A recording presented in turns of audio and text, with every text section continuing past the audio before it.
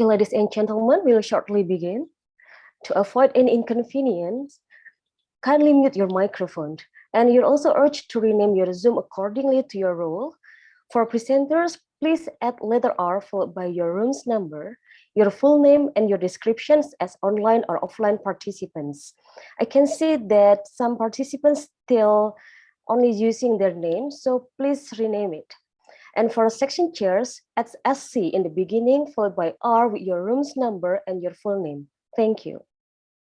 The Governor of Bank Indonesia, Your Excellency Peri Warjio, SE, MSc, PhD, Excellencies, the Dean Faculty of Economics and Business, Brawijaya University, Abdul Gofar, SE, MSI, DBA, AK, the Vice Dean Faculty of Economics and Business, Brawijaya University, Dr. Asfi Manzilati, ME, the speakers of today's event, Professor J. Sekara, Dr. Ankit Katrodia, Dr. Lee Ching Ho, Excellencies, participants, distinguished guests, ladies and gentlemen, good morning and welcome to the 2022 Brawijaya Economics and Finance International Conference, BEFIC, held by Faculty of Economic and Business, Brawijaya University, Malang, and supported by our co-host, Sekolah Tinggi Ilmu Ekonomi Jaya Negara Taman Siswa, Universitas Mahasaraswati Denpasar, Universitas Negeri Manado, Universitas Nasional, and other supporting institutions. I am Aulia Herdiani. I feel honored to be the host for today's event.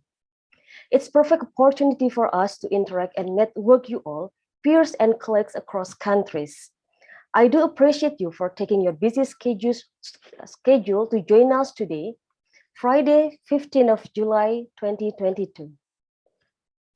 On these occasions, we'll have outstanding discussions from our prominent speakers on how COVID-19 era boosts the enhancements on innovations in economics, business, and finance.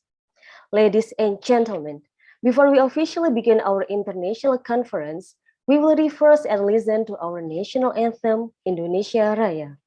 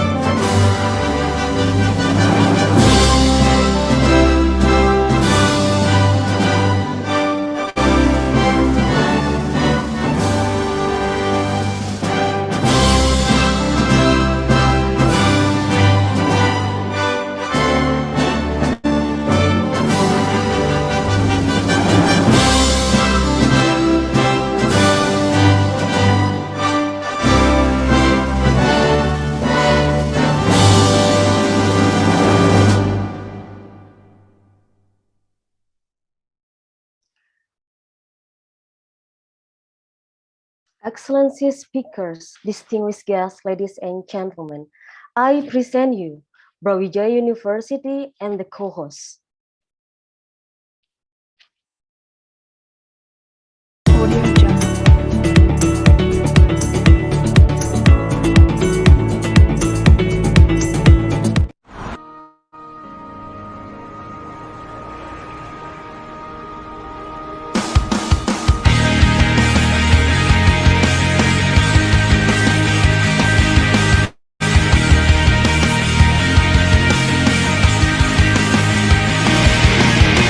Universitas Brawijaya is one of the leading universities in Indonesia with more than 60,000 students with various degrees.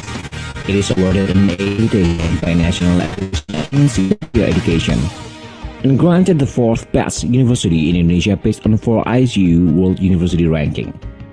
Universitas Brawijaya has 15 faculties, in which Faculty of Economics and Business is the best faculty. Malang Economic University, or as known as MEU, the embryo of Faculty of Economics and Business, was established by Malang Economic Higher Education Foundation on June 27, 1957, with Notary Decree No. 26 dated on August 15, 1957. Malang Economic University merged into part of Universitas Brawijaya and was called a Faculty of Economics on October 3, 1961. Years ago, and Faculty of Economics never stopped improving itself. It was on January 14, 2011, an institutional transformation was created from Faculty of Economics to Faculty of Economics and Business. It's become one of the cornerstones of fundamental change and a necessity due to internal developments, as well as changes in the organization's external demands, including changes in the organization's environment, scientific development, and demands for international accreditation towards the world-class faculty.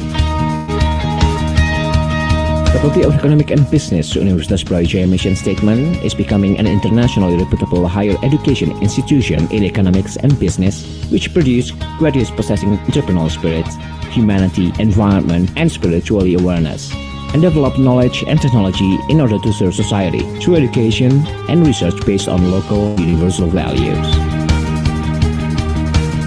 Currently, Faculty of Economic and Business Universitas Brawijaya has 3 departments with 14 study programs, consisting of undergraduate and postgraduate programs. The Economic and Business in University of Brawijaya. I got special experience here.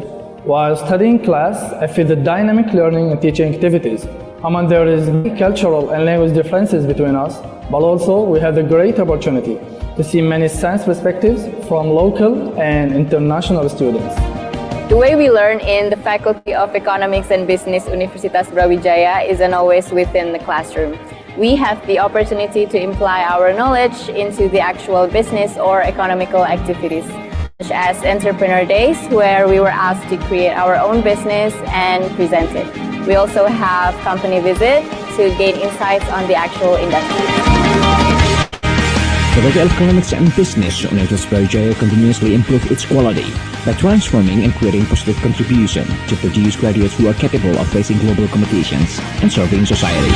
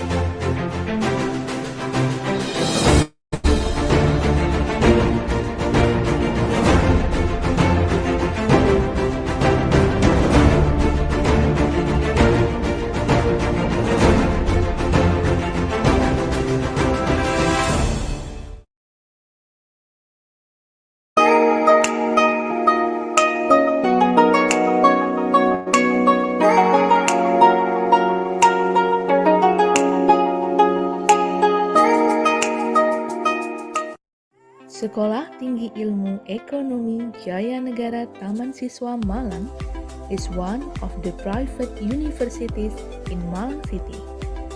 As one of the old universities in Malang City, we always learn from history to make innovation and respect the process of learning.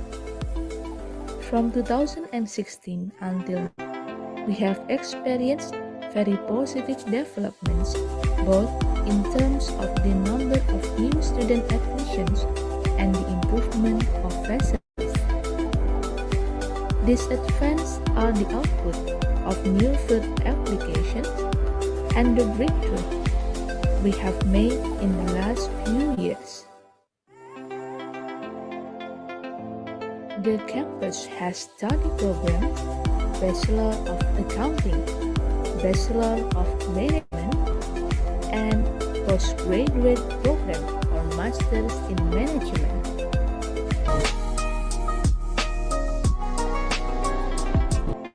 STIA Jaya Negara Taman Siswa Malang has Janega Development Center as a students' forum for self-development, education, and career development to become excellent graduates.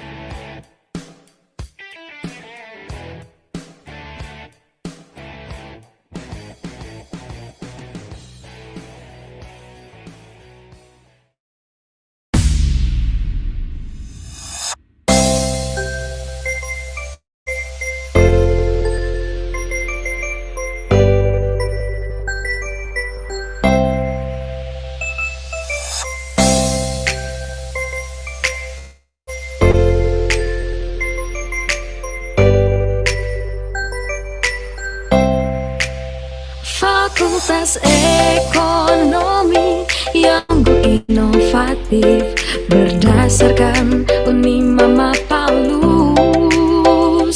Bersama kita pasti bisa raih cita-cita di Fekon Unima.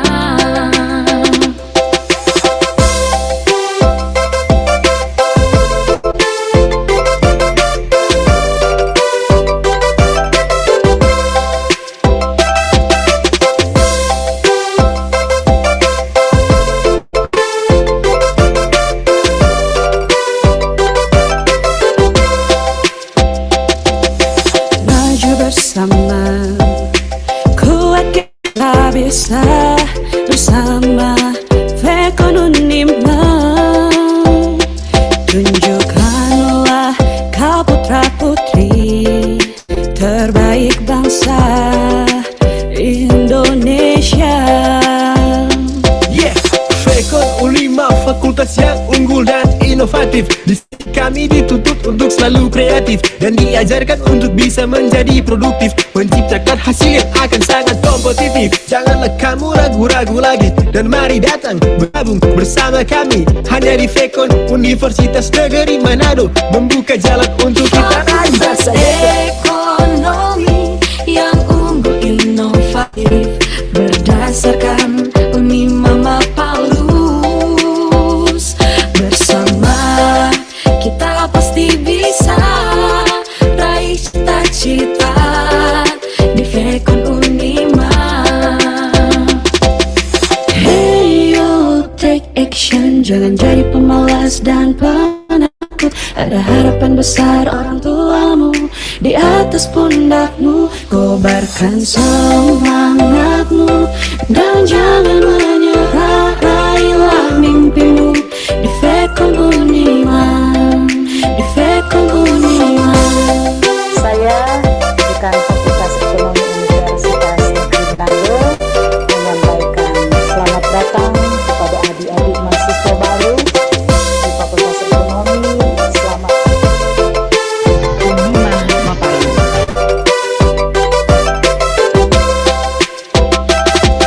Hey ayolah kawan, gabung di sini menuju masa depan di Fakultas Ekonomi. Bulatkan tekad dan tetap semangat, walau akan sulit kita harus tetap kuat.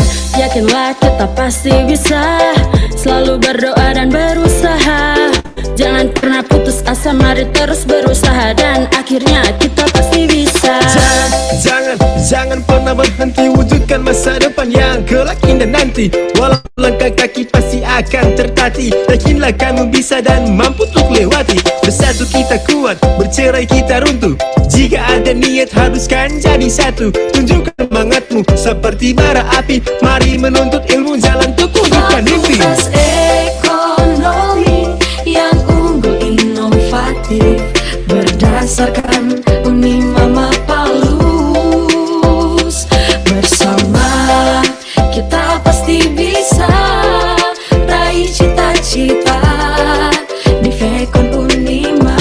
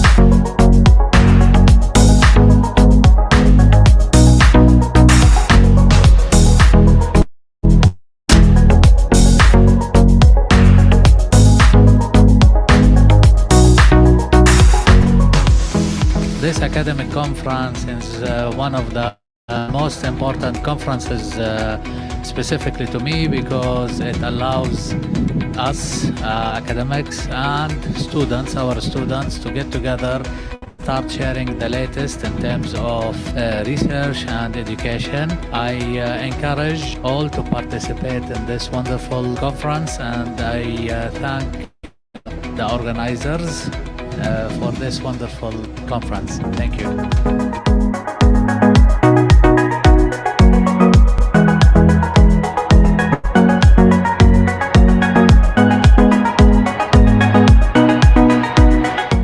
This is my first time to attend these activities, and I really love it. It belongs to accounting, management, and also business. And as I am master of accounting, I really enjoyed, and I got really many beneficial knowledge from these activities, and I would like to join to the next agenda of this program. Thank a lot for inviting me to such conference that we get experience. It's really benefit for new generation.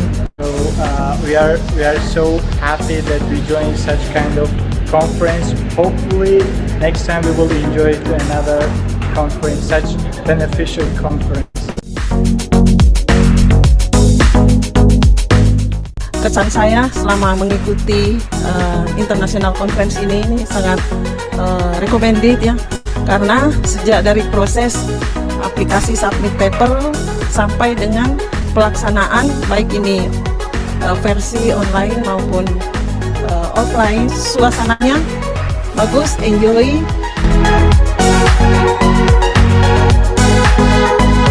Saya happy banget ikut conference ini dan feel so happy karena saya ketemu banyak banget guru-guru yang bisa saya ikutin jejaknya, dan juga paper saya juga beberapa kali juga udah dipublish.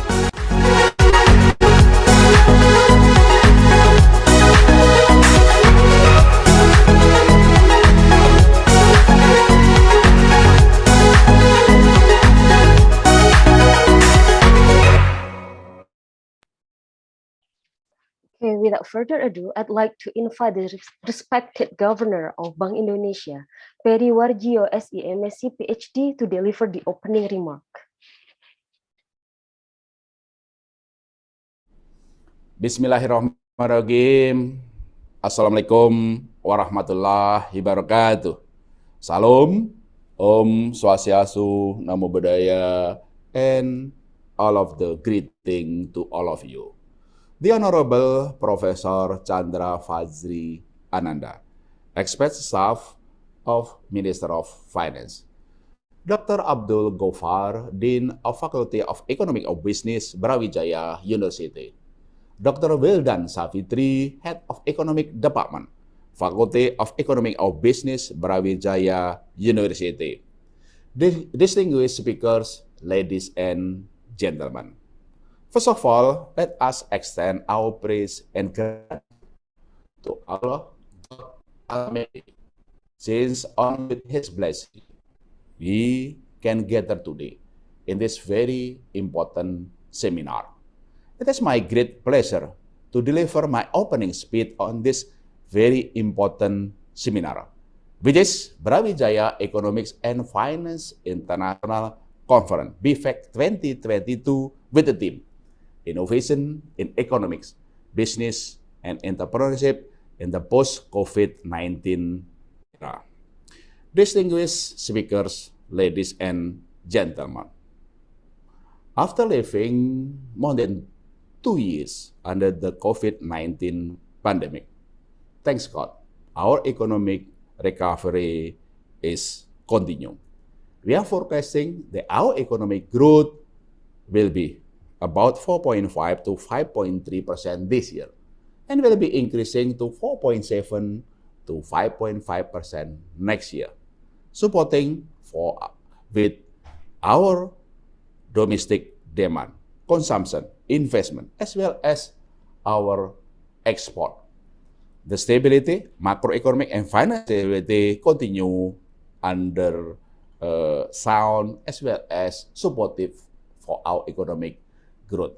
Financial development is also increasing and also supporting by more than 9% lending growth and more than 16% of lending growth to SMB.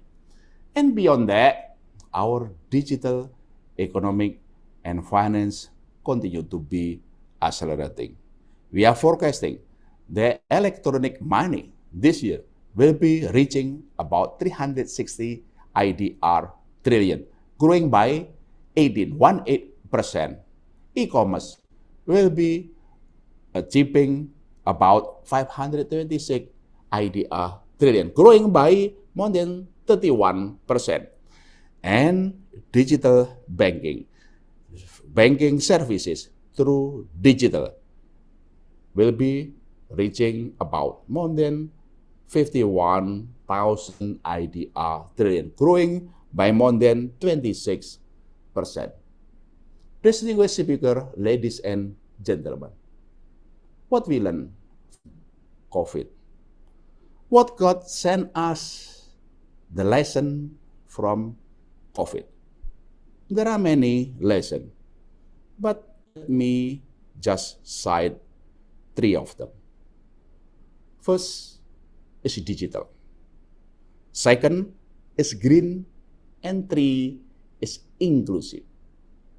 And God asked us, send His great signal that all of us, policymaker, regulator, academician, and of course, our people, let's be innovative. Innovative in supporting our economic recovery, innovative in delivering teaching in academic, and innovative in supporting the welfare end of our people. Digital transformation is everywhere.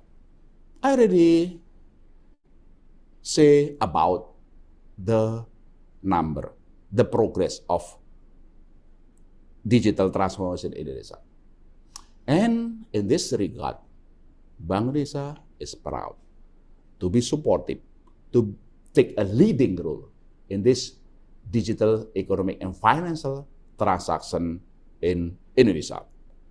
In May 2019, my apology, 10 months before COVID, Bank Indonesia launched a digital payment system transformation.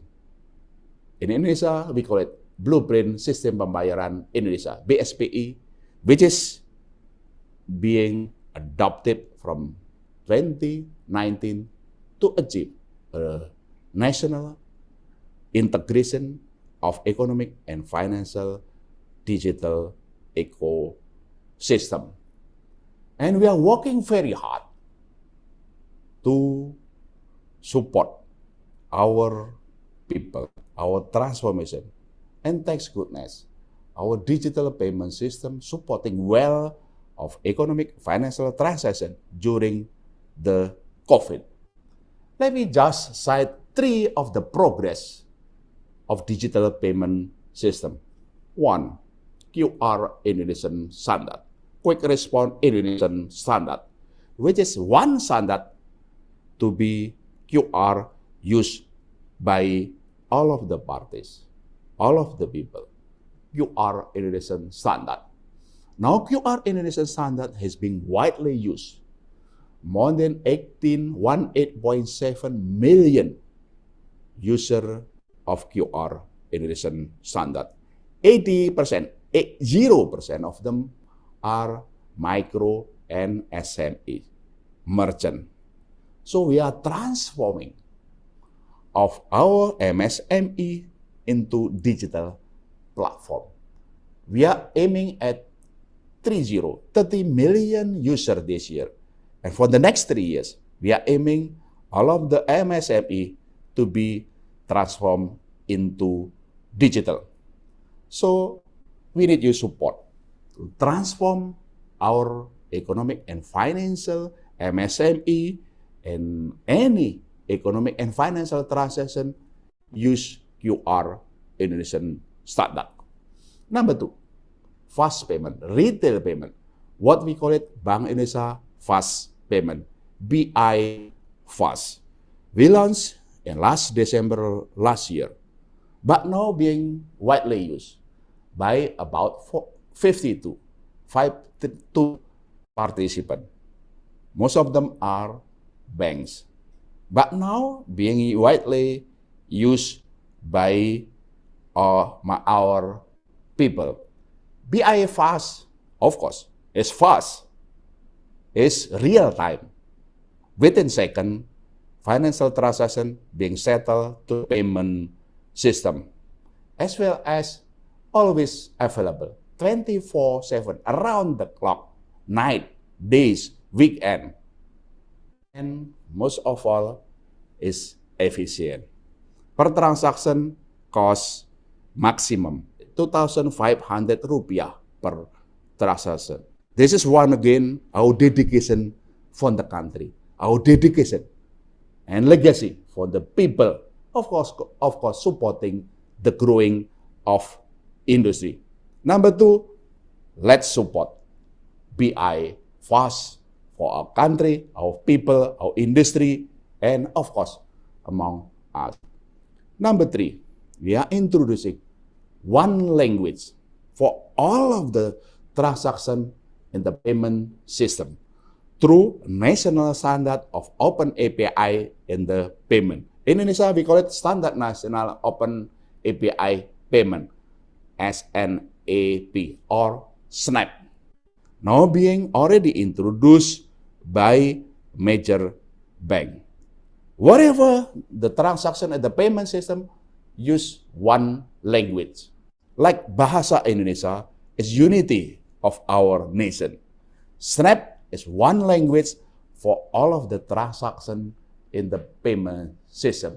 So those are the innovation in our digital payment system. We launched in May 2019, save our country during the COVID, and now becoming more popular. Our dedication for the country, our dedication for the people, and dedication for industry, and legacy for all of us. Soon, inshallah, we also joining the ASEAN 5 to be interconnected using QR, using fast payment, and local currency settlement. This is one of the initiative, one of the innovation deliverable that we bring about under Indonesian presidency of G20 in 2022, following the instruction of our beloved President Joko Widodo to transform our digital. Bank Indonesia supporting this digital transformation through digital payment system. Ladies and gentlemen, this is only one of the innovation after COVID for digital, for greening our economic and business and finance, and inclusive. Of course, this seminar will address other innovation on how we transform our economy to be digital, more green, and more inclusive. Let me add the following experience of Bank Indonesia to be innovative in the economic, business, and entrepreneurship, which is our program in SME development as well as in Syariah economic and finance. Using, of course, all of the innovation that we have in Bank Indonesia throughout 46 branches throughout the country with the support of our line ministry, of our industry, as well as support from all of the academicians like honorable speaker, all of you participants in this conference. What we learn from the innovative development of SME, including also the Syariah economic and finance. One, I already talked about digital transformation, including digital payment system to QR Indonesian standard, BI fast payment, SNAP, and all of the transformation in the digital payment system is very innovative to supporting our economy. To be more green, to be more inclusive, and also supporting our SME, women, and youth. Digitalization is important. Second, which is what we need to do in innovative, is also to make a cluster, to make a group, to make development, to increase the scale of the economy of our SME through the development of grouping in SME. Through grouping, through cluster, through corporatization, we increase the scale of the economy. We can enhance the capacity, not only the production, but also in assessing the finance access through the bank. Grouping of SME, very important. Number three, technical assistance is more important. It's very important that we come together, the policymaker from the government, central bank, and excellency honorable of academicians to go out to develop our entrepreneurship. Teach our SME to well organized in the production, marketing, finance, as well as also digitalization. Last but not least, of course, financial access. Government already introducing kredit usaha rakyat, people business loan. Bank Indonesia also issuing many regulations to support SME development, among others by macro prudential accommodative. And also Bank Indonesia also developing how to enhance the access of SME, including Syariah economic and finance, to be bankable, to be also including in our national strategy and economic and financial inclusion. Those are among the innovation, digitalization, and as well as enhancing the grouping, the clusterization, corporatization of SME, as well as also entrepreneurship, technical assistance, and financial access, financial literacy, customer protection is very important.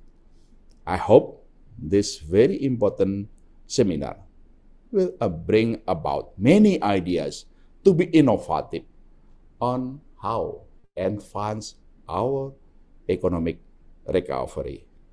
To recover together, recover stronger in the post-COVID-19 era.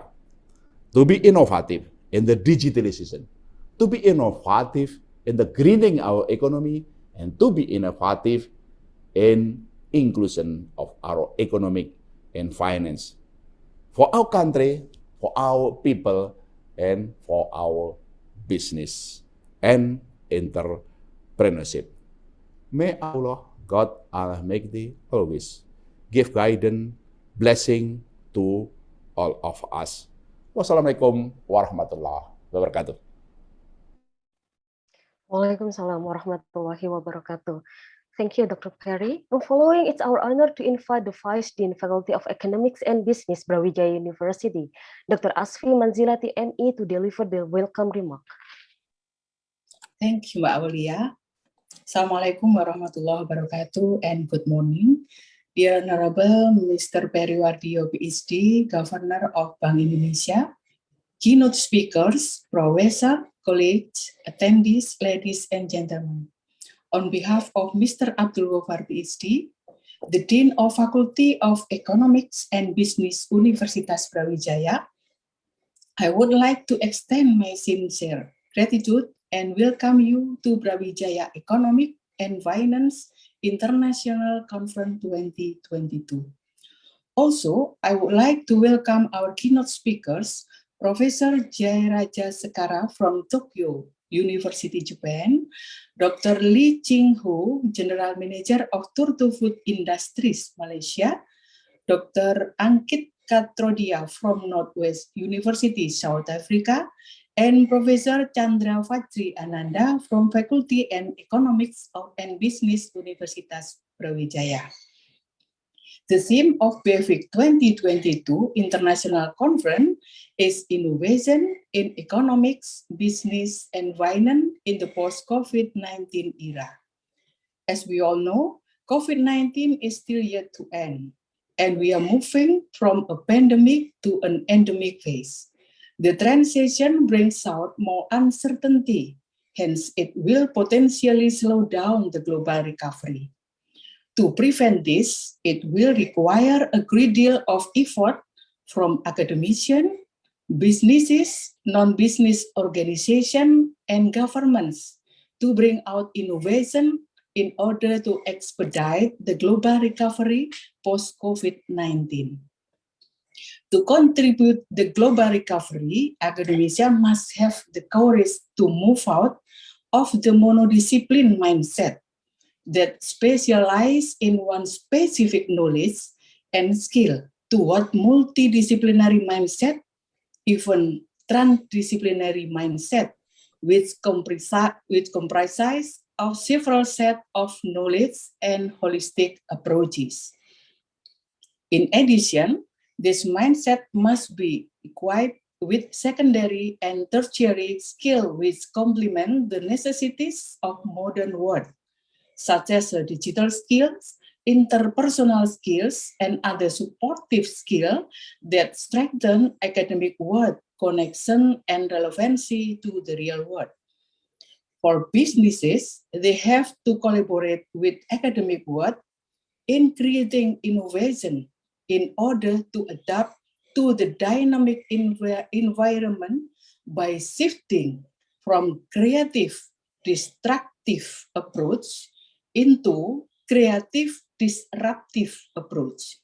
This latter approach is aimed to acknowledge every sim and wants of the customer, which includes customization of product and services to create personal-based experience. With that, businesses can capture the desired market and expand more swiftly to other market segments to maximize profit. As for the non-business organizations that focus on social welfare, they have to focus on the innovation and on how they collect resources through creative, cooperative, social funding. This strategy is intended not only to increase their reach and benefit, but also to maintain services to people as their main purpose. This become even more important because the transition from pandemic to endemic demands allocation of resources for humanitarian and social causes to restore the livelihood of people to the condition before COVID-19. Lastly, government as regulators must have the responsiveness and enhance in its forecasting ability to adapt with the dynamic condition of the global environments to create policies and regulation that are precise and in accordance with economic recovery effort. To do this, developing countries may learn from success stories from governments of developed countries to construct policies and be suited to their condition in order to accelerate economic recovery and restore its economic condition. To conclude my speech, in order to achieve the goal of a global recovery, all stakeholders must have the same vision and values to mitigate uncertainties and maximizing innovation for better sustainable future. Without the same vision and values, it will be difficult for us to achieve the goal of global recovery through innovations. Last but not least, once again, I would like to express my deepest gratitude to the committee chaired by the head of economic department, supported by the secretary of economic department and all committee members, including all parties involved in hosting BEFIC 2022 international conference that I cannot mention one by one. I dearly hope that all attendants in this conference to make us of this two-day conference to the best of their abilities as an avenue of knowledge and skill exchange. Thank you and have a nice conference. Wassalamualaikum warahmatullahi wabarakatuh. Waalaikumsalam warahmatullahi wabarakatuh. Thank you, Dr. Aswi. Well, before we start seminar sessions, I'd like to invite all panelists and participants to turn the camera on. We will take group pictures and the committee will be helping to capture it in a moment. All right. Good morning, ladies and gentlemen. Now let's take photos together. Please turn your camera on and please remove your mask.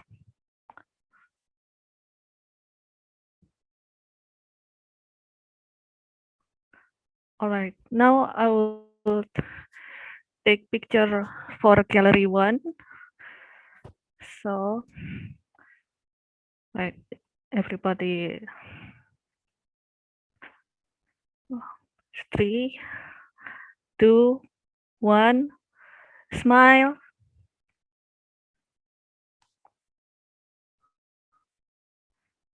All right, one more time.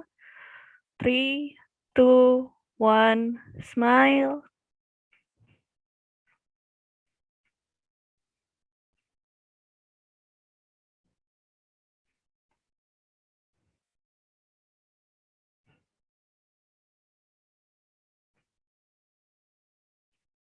Now I will move on to gallery 2. All right. 3, 2, 1, smile.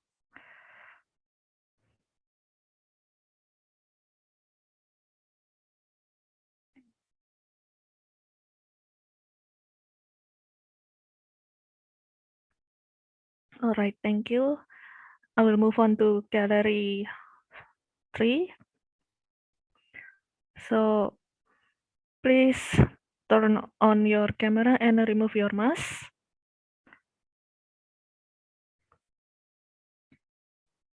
Okay, thank you. Like 3, 2, 1, smile.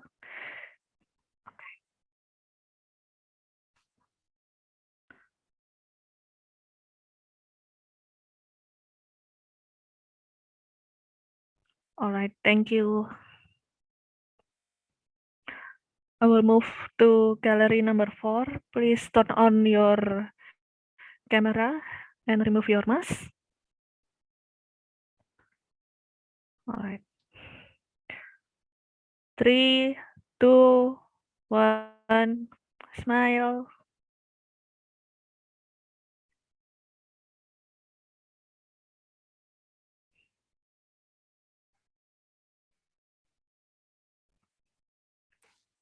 Thank you. Now I will move to gallery number 5. Please turn on your camera. 3, 2, 1, smile. Hi. Okay.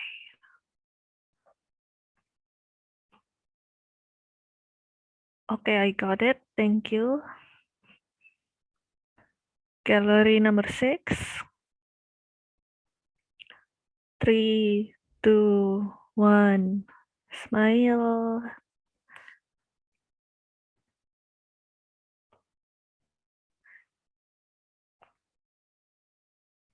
One more time. 3, 2, 1, smile.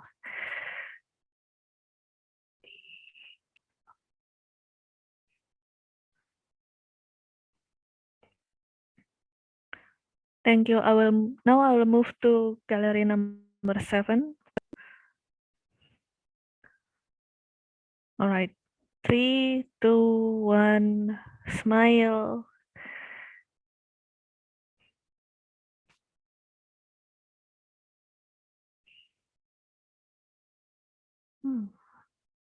All right, I got it. Thank you very much. I will move to gallery number 8. 3, 2, 1, smile.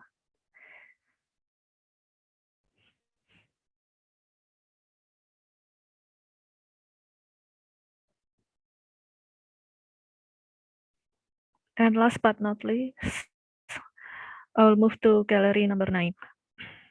Right. 3, 2, 1, smile.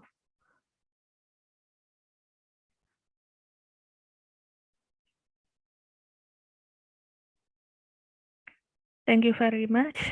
I have all the pictures from participants in this conference. Now I will give back to the MC to continue. Thank you very much. Okay, thank you very much, everybody. Now, I'd like to remind all presenters to format their Zoom name based on their presentation rooms. For example, if I'm assigned in room 1 as an online presenter, I'll need to rename my Zoom to R1 Aulia Hardiani Online, and so forth. And for section chairs, add SC in the beginning, followed by R with your room's number and your full name.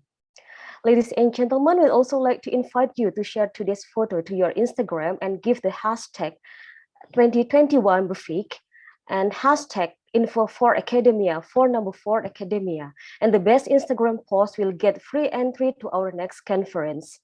We also invite you to follow our Instagram at info.ai.bpm and our YouTube channel on AI-BPM Talk Series.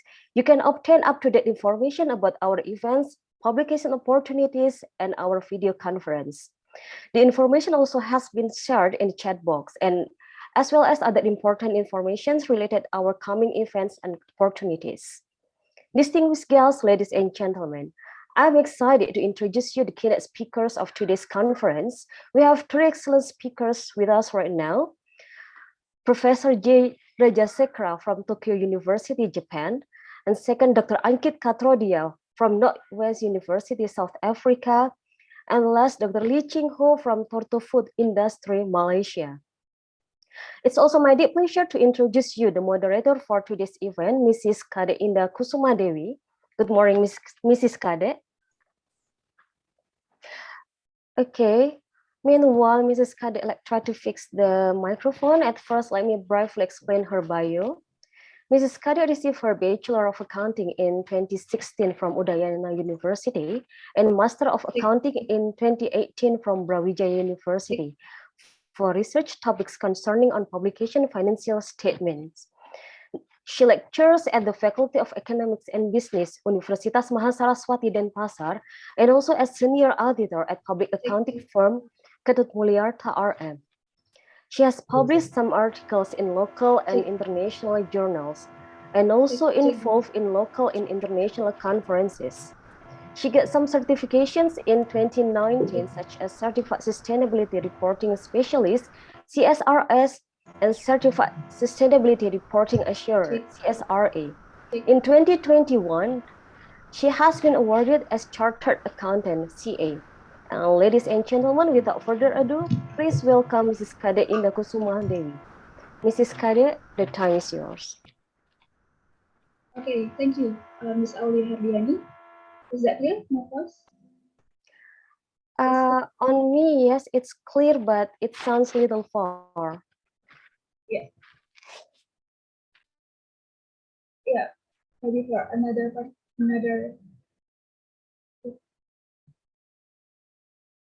Yeah, I will continue if it's already clear for myself.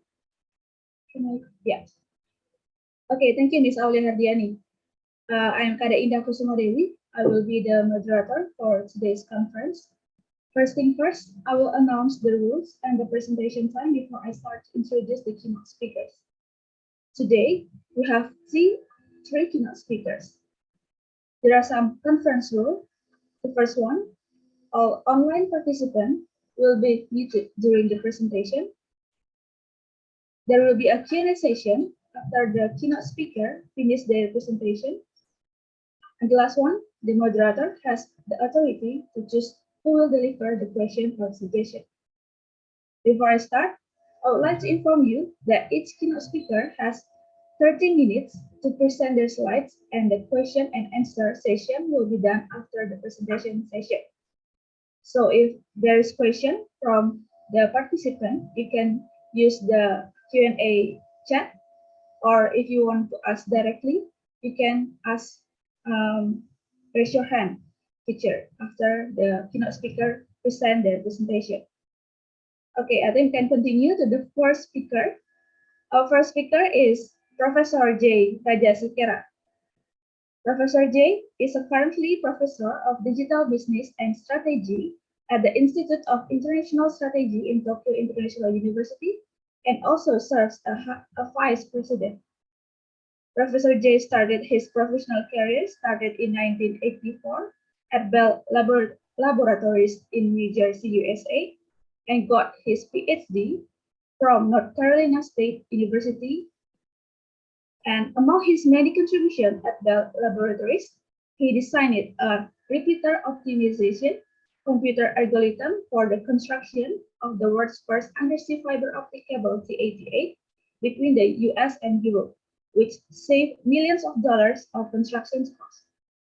His patented algorithms has been in use for designing multi-billion-dollar undersea fiber optic cable systems, which carry a large percentage of the internet traffic today for major telecommunications carriers. He also earned the Special Contribution Award twice by Bell Laboratories. These algorithms help AT&T save millions more and win undersea cable projects around the world, totaling more than 20 billion USD. In addition, one of his online scheduling systems has been in use for accepting multi-billion dollars of orders per year at Lucent Technologies. Professor J, the time is yours. Hello, good morning, everybody. Selamat pagi. Selamat pagi. Yeah. Can I share my screen? Yes, please, Professor J. Okay. Yeah, thank you so much, for the introduction, and I'm thankful, to some of my friends there, and for allowing me the chance, to speak at this important conference. And Dr. Liam, and also I have a lot of friends in Indonesia, in Gajah Mada University, and several other universities in Sulawesi, etc. So thank you so much, And can everyone see my slide? Okay, let's move to the next one. Okay, let me just mention one thing. So today I'm pleased to talk about the global, let's go back to global macroeconomy and startup financing. Just a while ago, Dr. Wargio of Bank Indonesia, he talked about the digitalization of the economy. So my topic, I believe, is somewhat related to that one because I teach this kind of subjects, in the university, and I also give some lectures in other places. So this is the topic I'm going to talk about. And so let's move to the next slide. Uh, so before this slide, I had that Mount Fuji photo to share with everybody, but yeah, it's not here. So in fact, just a couple of days ago, I was looking at the news, in internet, and I put the startup financing. And so the big news, that came as a result of this search for these things. Europe, startup funding drops 38%, and in the US, the startup funding falls most. It has since 2019, so it had gone down. In India, startups funding declines by 40%. And in Southeast Asia also, and they have started firing, the laying of hundreds of workers. And the other part says this may be just the beginning. So a lot of things happening, and this, we call these kind of things macro kind of economy. It affects the entire world, and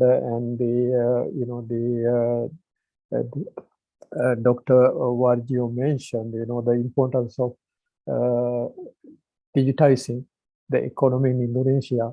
Indeed, in fact, these kind of things impact Indonesia as well, because the so-called fintech companies in Indonesia also, and this impacts their investment environment also. The company like Gojek, now it has become GoTo, and so they, for example, invest in startups, and these startups are the kind of the big driving force of the economy. They are filling some gaps of digitalization that are not filled by big companies, and so they find some niche things or some things that are missing in the digitalization process, and they provide that thing, to move the economies. So these kind of things, and this particularly the funding situation, and is a key to the growth of this the digitalization of economies. So let's move to the next one. This slide, and shows the so-called the funding stages. And you may have heard in the newspapers, some company got funding from Google or Facebook, etc. And so those are the stages that you see in green, the top: Series A, Series B, Series C. So when a company, a startup company, and grows to some degree, and then when they want to expand in the entire country or in the entire world, and make it big growth stage, and this is the time those big money comes in, and so they need big money to grow, because it costs a lot of money to expand the business, hiring people, etc. And so if these things get impacted by this global kind of environment, macro environments, and this is going to hurt for the startups and also the so-called the digitalization of the economies. Okay. Let's move to, so who are these people? I look at these things.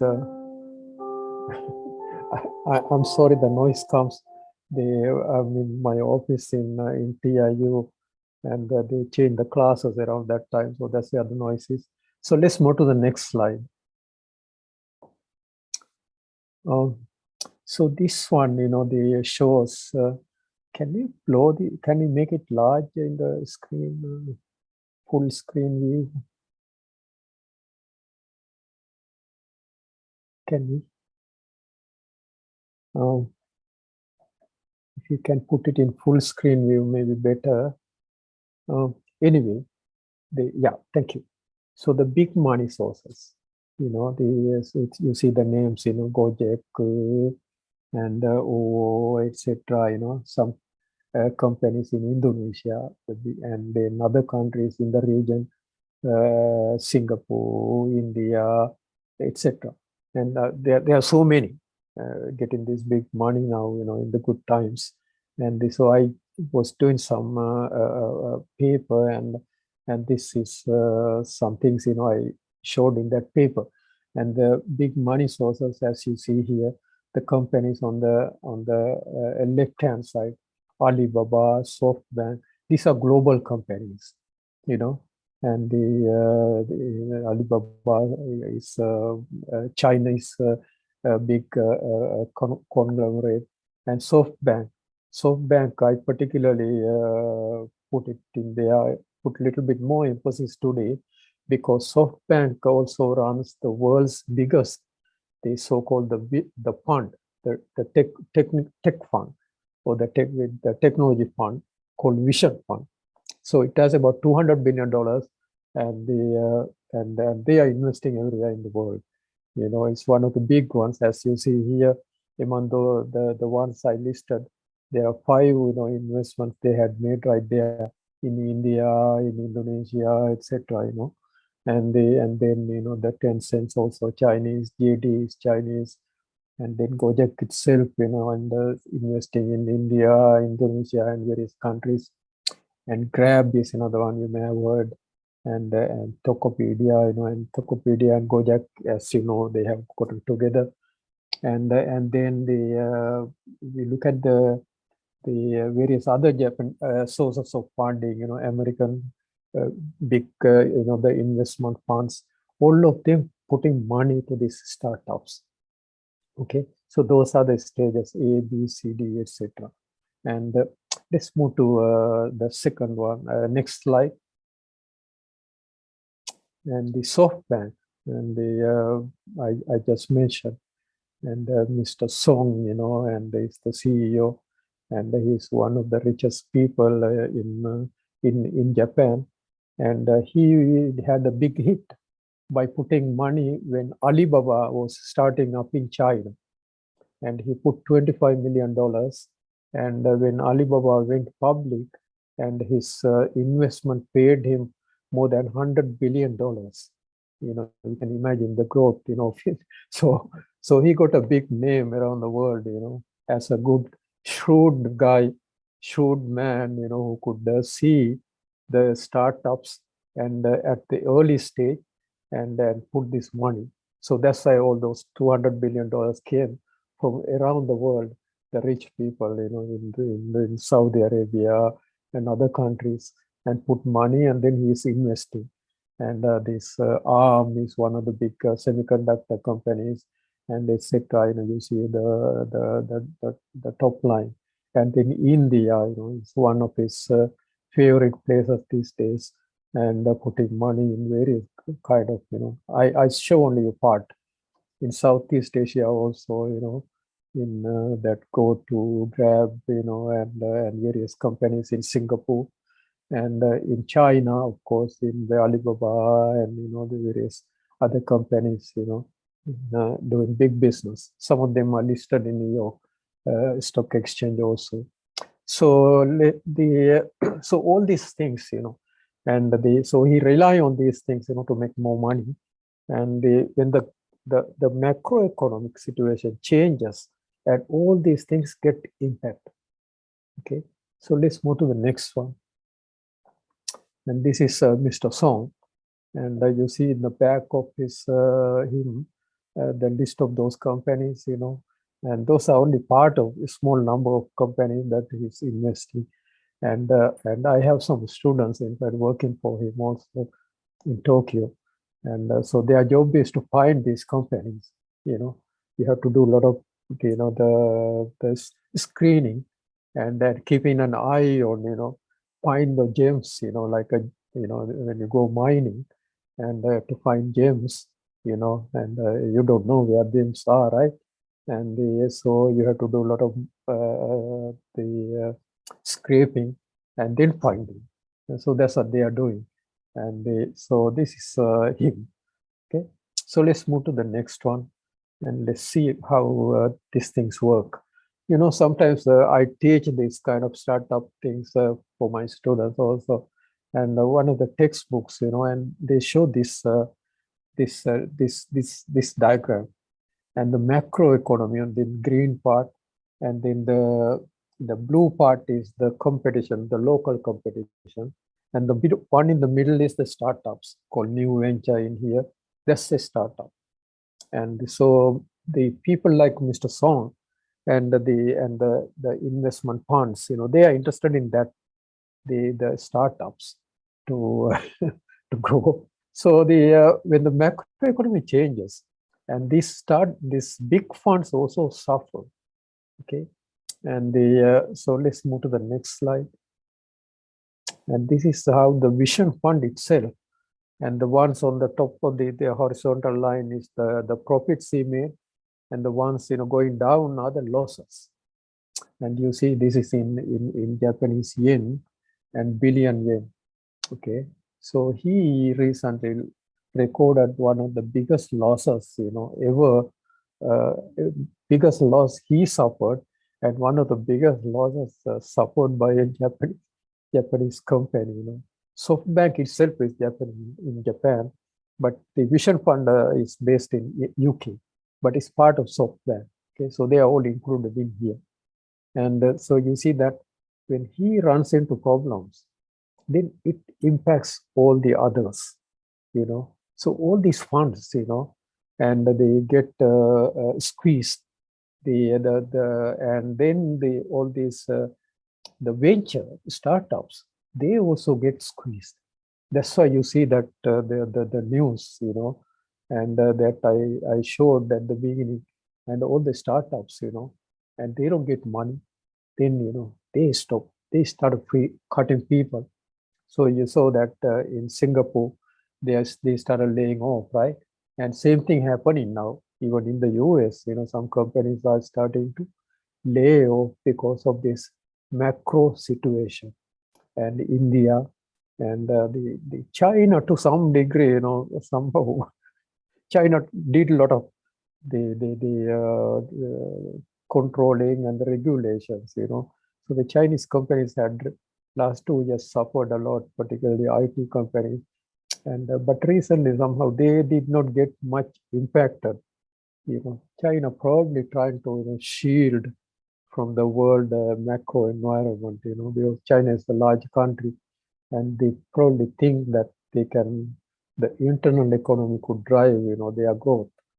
And but other countries, you know, that depends on, you know, the global economies and the imports, exports, and they suffer. And so this will have a major impact, I think, in Indonesia, Southeast Asia, and other countries too. You know, in fact, now people are talking about the global kind of impact on this kind of thing, and I'm sure this will impact this digitalization too. You know, though digitalization is kind of a very cheaper way to revive the economies. You know, the hardware and other things, you know, the software, and had come down drastically, their prices. So digitizing is a cheaper option than building up factories and, you know, and building hardware and those kind of things, you know, and the digitizing, you know, the various processes, business processes, and it's a cheaper option for growth.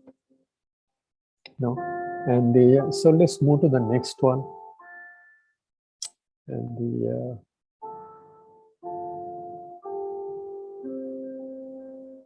yeah, this is another one, you know, and these days, a lot of things, you know, these startups support and are happening on the internet, in fact, and we call it cloud. These cloud services, you know, had expanded dramatically. The big cloud operators like Amazon, you know, and Microsoft, Google, but there are so many local ones too, you know, and they are offering services. And this upstart Upstart is a cloud-based.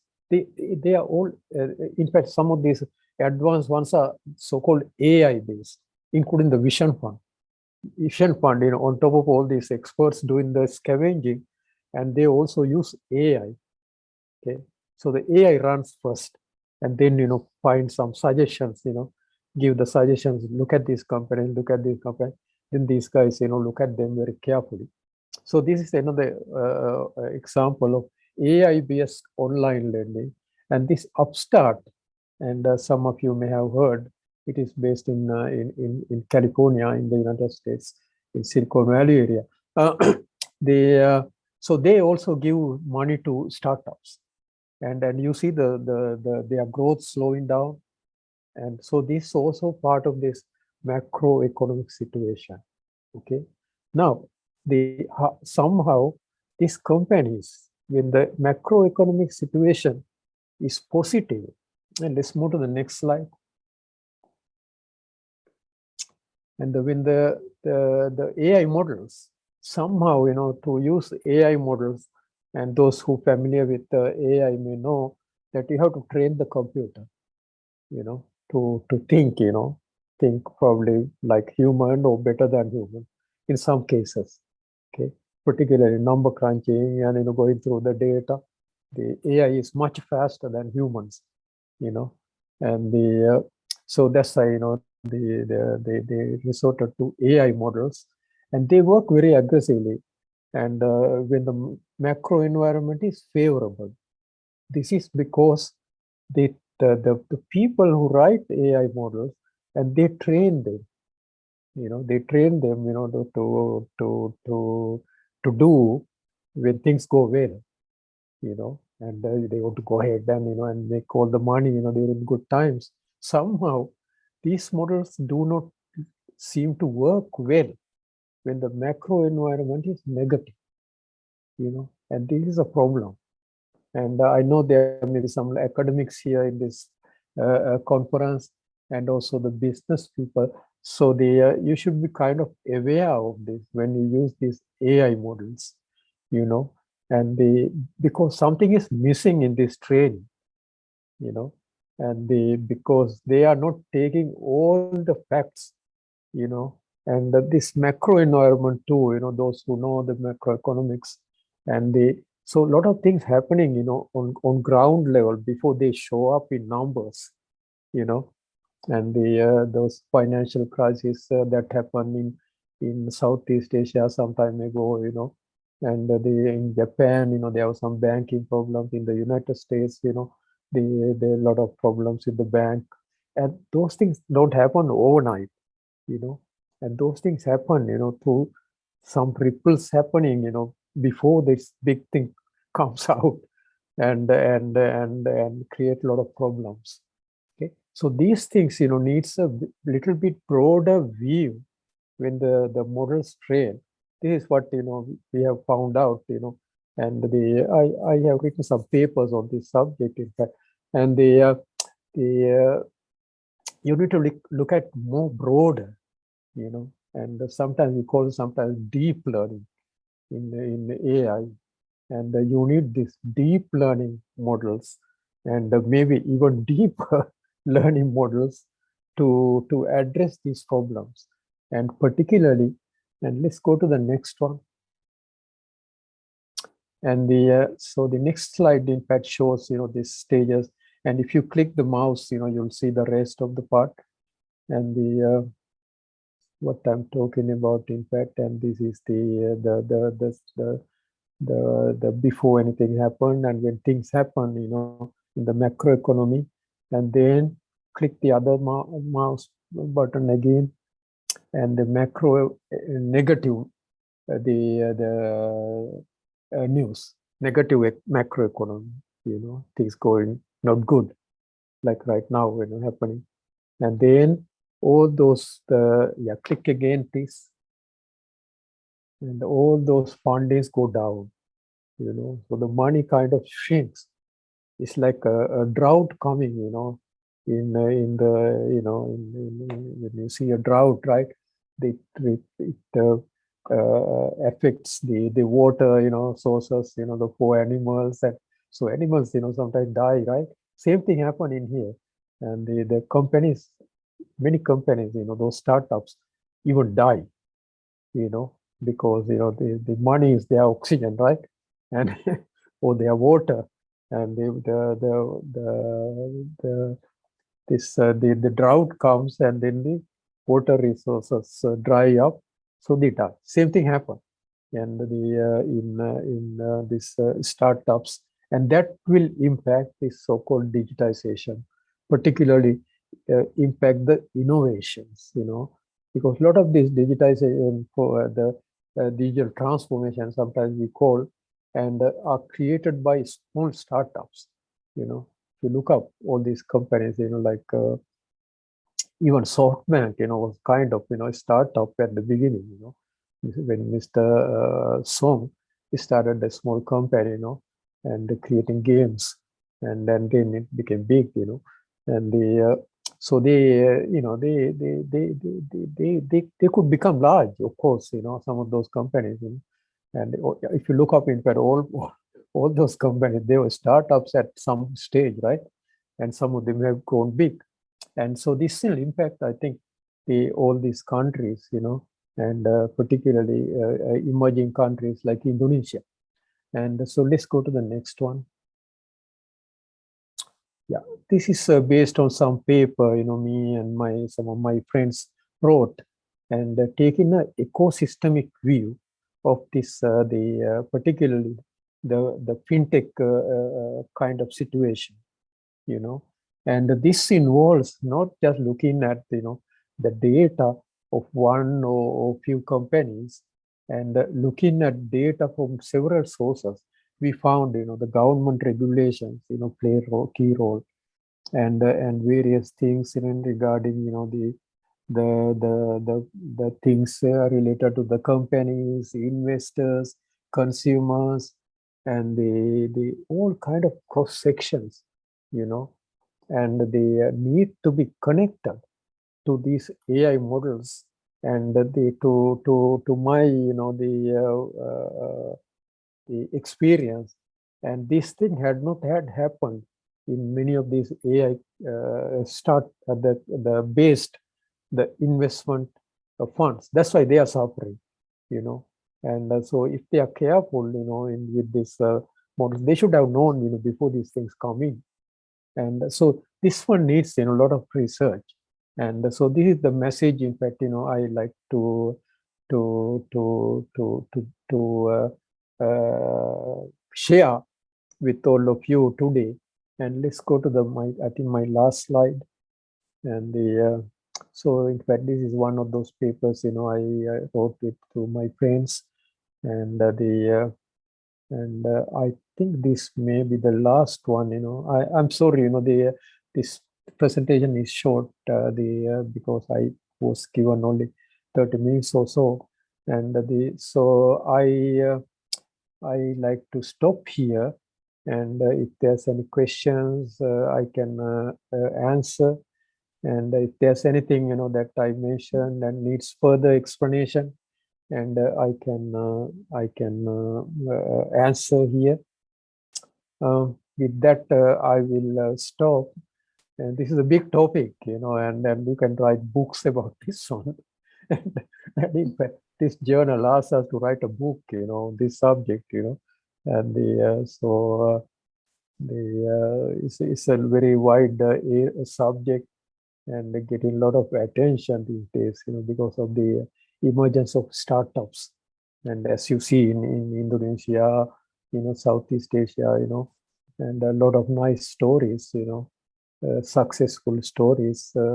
I know you probably know better than me in Indonesian, success stories of startups. So they had helped, If you look up Gojek, I think the website, how much the social contribution it is doing, to the country, etc. I think they have exposed, and I think some professors in Gajah Mada University also wrote something on this thing.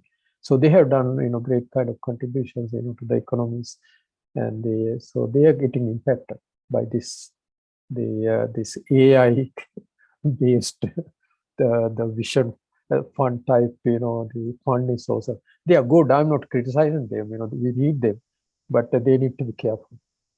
Okay. So with that, I want to thank all of you and organizing this conference, and thank you so much, for giving me the opportunity. And so, any question or anything, now I think we have a Q&A session also, I believe, and I can hang around till that time. And so, thank you so much. Okay. Yeah, thank you, Professor J. Yeah. For the presentation about global macroeconomy and start of financial. And now we will continue to the Q&A session, and I think there is one participant that used raise hand. Maybe Miss Ayu, do you know ask directly, please? Can you hear me? Yes, Miss Ayu. Thank you, Professor J. Uh-huh. Actually, I really interest for your explanation about the IA model for the macroeconomics situation.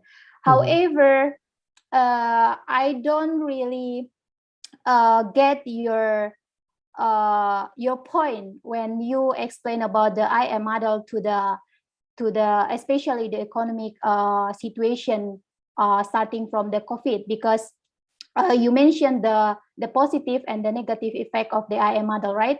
So I'm curious, will it be work well for the IA model to work? Because you mentioned that the IA model do not work well for the macro environment when the macro environment is negative, right? So I'm curious to know, will it be work for if we use the IA model for the macro situation starting from or when we face the COVID situation? Thank you. The COVID situation, I'm glad you brought that subject. The COVID situation, had created chaos around the world, and so now kind of we are recovering, from COVID, even though there are still some things, people say we'll never get rid of COVID, it will be with us forever, and we have to change, ourselves. So anyhow, the COVID was one thing, and then there are some wars going on now, in the world. And so this also has some impact on the, all these are, COVID itself is a big macro kind of a force, and that created a lot of problems, around the world. And a lot of economies is still kind of recovering, or trying to find some ways to recover from the COVID impact, because a lot of businesses went out of business, a lot of companies, particularly SME type companies, went out of business, and so the problem is, I think the COVID, the many models, in fact, develop, during this process, even before COVID time, and when the digital business was growing and the economies were somewhat growing. Okay, so these AI models to find the good investments. Okay, and it works like a cycle, in fact, and the good economy comes, and then the money comes, and then the startup people also get the kind of excited, right? The money is there, and let's do something to get this money, and so the money drives, some of these startups, because startups people, some otherwise they stay small, and they 2-3 people companies, but when the money comes, the money people, the venture people, and they excite these people, hey, this is good, and then they show the carrot, and then the people, and expand their businesses. And so that is what happens. So in the AI model, that's what they put in. And but when the bad time comes, they have not apparently. That's why these models fail, as I showed you, right? And the two AI-based models, the Vision Fund and Upstart. And there are so many. If you put Upstart competitors in Google, you'll find so many similar companies, and the venture funds also, there are so many. What I focus only on the SoftBank because I have some friends and work in there, and then also in Japan, people know more about it, and so that's why I focus on this. So this is the part that is missing. Okay, so that's what I wanted to show, mention to you. Some of you may be interested in this topic, AI or that type of the digital kind of the tools that you can use in creating startups, and the particularly AI, and and you have to be cautious. Okay, so you have to expand a little bit. AI can do this probably, but they have to be a little bit more things to do. Some things are missing because AI is done by people. So whatever the people who designed them, and they said that look at this, and they put the data and to train them. And if you don't put the right data, then you cannot get the full training. Okay, so that's what happened. Did I make it clear? Okay, Ms. Ayu, is that clear? Or you can, yeah. Is there another question? Yeah, please. Or I have my on the slide, end of the slide, I have my email address too. You can write an email to me. If you have anybody has something, and yes. On this, yeah. Thank you so much, Professor J. I'm interesting for your AI model. So if you don't mind to share us your paper related to AI model, I would like to read the paper. Thank you. Yeah, this paper, what I showed you is it is in fact exploring this the ecosystem model, and I can send you that one. And the AI, the part I'm just working on right now. Okay, so I reported some of the things I'm doing, and I can send it to you. If you could send me your email address sometime. Yeah, okay. Thank you so much. Yeah, thank you so much for the question and interest. Okay, thank you, Professor J and Ms. Ayu, for the question and the discussion for this topic. I think there is another question from the chat room from Mrs. Sylvie from Universitas Brawijaya. I will read it for you, Professor. Yeah. It's interesting talking about startup because, as we know, nowadays startup having a big role. Regarding the startup and the technology use, we know that the economic system also implemented by many startups. But what gig worker has the uncertainty policy? What about your opinion, Professor J, about this condition? And what should government do to interfere this condition? Could you kindly repeat that question again? I couldn't follow up. Could you kind of repeat? Yeah. The question already in chat room, Professor. The last question, is that the one? Yeah, the last question. Yeah, I think interesting. It's talk about the startup, and there is condition about the technology used in this condition implemented by the organ. I will. Having regarding the startups and the technology used to use the gig economy system, also implemented by many startups. But gig worker has uncertainty policy. What about your opinion? What should the governments do to intervene? The gig workers, the gig economy. This is the you're talking about part-time people or what? Okay. Before Mrs. Sylvie, if you want to ask directly, please. Yeah, when you say gig economy, it's also a large. Could you little the explain word gig, the word gig economy, what kind of condition. Maybe for Mrs. Sylvie, if you Yeah, if want you to could ask directly, explain about what that means. you can type it in there. I can see the if you type. Okay, or Mrs. Sylvie can type it on the chat. Okay. Yeah. Mrs. Sylvie, please. Yeah. Pardon, Mrs. Sylvie, can you unmute before?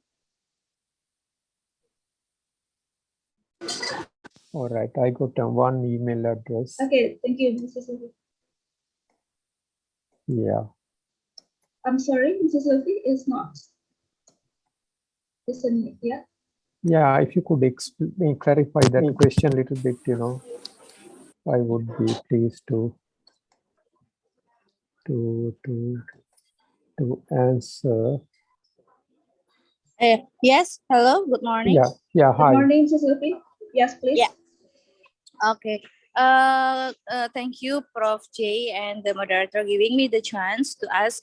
Actually, if we're talking about the startup, as you mentioned that the like a startup financing process and etc. Actually, the startup right now they using the technology, the advanced technology to efficient their operational costs, and as many research recently, many researchers say that gig worker, they interesting to come to the startup with the high technology advanced used.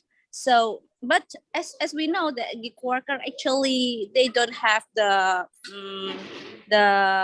protection from the government. Like so, gig worker is like the worker or the labor who work without the contract or without the agreement. They just do their job at home with the technology like using the website or the internet. So the startup right now they use the gig system to hire many labor for millennial generation or Z generation. So so it's interesting, I think, because it will impact to our nation or the global economy, because our millennial generation and Z generation right now is almost the 70% in this world. So but the difficulties of the gig worker itself is they don't have any protection from the government to improve their job or their agility to the startup itself. So it is, I think it is important to discuss what should government do to intervene this system, because we cannot avoid this system actually, but we have to accommodate their new system in the startup. Yeah. Thank you. Yeah. This is a good question, but you know what? Many of these kind of models are rather new, and for example, in the companies like Tesla, Amazon, and their workforce is still trying to figure out, how they can unionize or do something, they are in their own, and they can just fire them, whatever, and so they don't have much protection. They will rely on the growth of these companies, and they were growing and they were hiring, and a large number of people, thousands, and of people were being hired. And when the problems showing up, like right now, and so your question may become more relevant, and because people not getting the kind of jobs, but they benefited though. That's why they came, they quit, and every month they say in the US, 4 million people quitting the jobs, because they got used to doing working online, and many of these jobs, are online jobs, and so there are so many companies, doing providing this the platform for these kind of people from around the world, and I was trying to find, in fact, some people, to do some work for some projects I'm doing, and people applied from around the world. I'm not kidding, and a lot of people, they are not really, they may be having some other jobs. They are also doing second job maybe, and and so they are making some extra money, so they benefited, and they extensively. and to during these times, and so they may be suffering perhaps in the future, because a lot of people are quitting, and they are thinking that, oh, this is the place to go, and it may become overburdened, and there may not be enough jobs, for them to do online. So this could happen. In fact, I was talking with one of my PhD students, and we were just talking about this topic. There's a company called TopTal, and another company like that called Upwork. And so a lot of people, and they have millions of people now working in these companies, and so in mass, they may get affected, and the governments may do something. I think it may be years away. The government will do something on this one, because the many governments, in fact, don't have much control on this, unless they clamp down, and for example, I can hire somebody, from another country, and they to do some jobs here, for me in Japan, right? So the Japanese government may not like it, because I'm giving jobs to somebody else, right? And so these kind of things, when you put in the taxes, etc., and they don't know, many of these rules, how to tax these people, right? And the tax benefits, etc., the social security benefits for these people, and those kind of things are not in the books right now. And so because the governments, they don't know how to handle this. Like Google got a free ride for a long time, right? Collecting all of our information and then selling them. and only now, the governments are trying to, put some, pressure on them to share their wealth, right? And so this may take a long time. These companies are new, so your question is relevant, but it might take a long time before, things happen. For the governments to feel, that the large number of their employees are working online, and then, they have to do something, and that might happen the way I think it's going, but it may take a long time. Thank you so much. It's an interesting question. Yeah. Okay. Thank you so much. Yeah. Thank you, Professor J and Mrs. Sylvie, for the question. Yeah, about the gig worker, that's the kind new word about the worker who without any contract, right?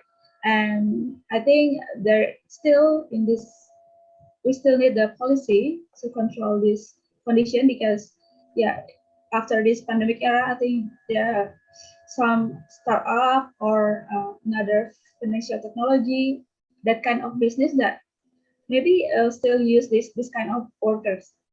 Okay. Can I say another word on this one? Okay, please. Yeah.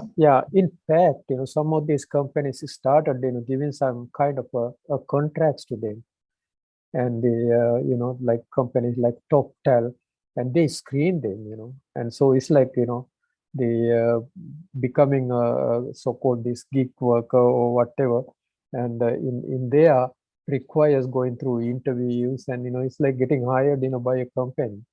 And so they may offer, some social benefits also later, perhaps, because when they have enough people, and getting employed, they might make some noise, and they may be influencing the company. So this could happen eventually, but it may take some time.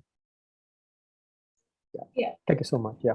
Thank you, Professor. Yeah, that can be happen, this condition. Okay, Professor J and Mrs. Sylvie, I think that's clear for these questions. And we can continue to the next question, Professor J. There is one participant, Mr. Prince Charles, who already raised hand. Maybe, yeah, please, Mr. Princess Charles. Yeah, if you could ask the question, yeah, that's fine. I have some of the messages here. Should I read them or?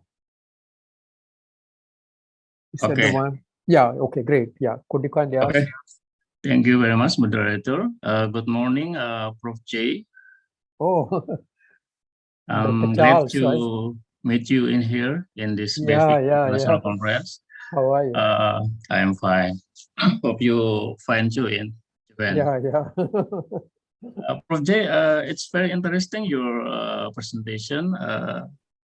As you mentioned before, that talking about fintech ecosystem.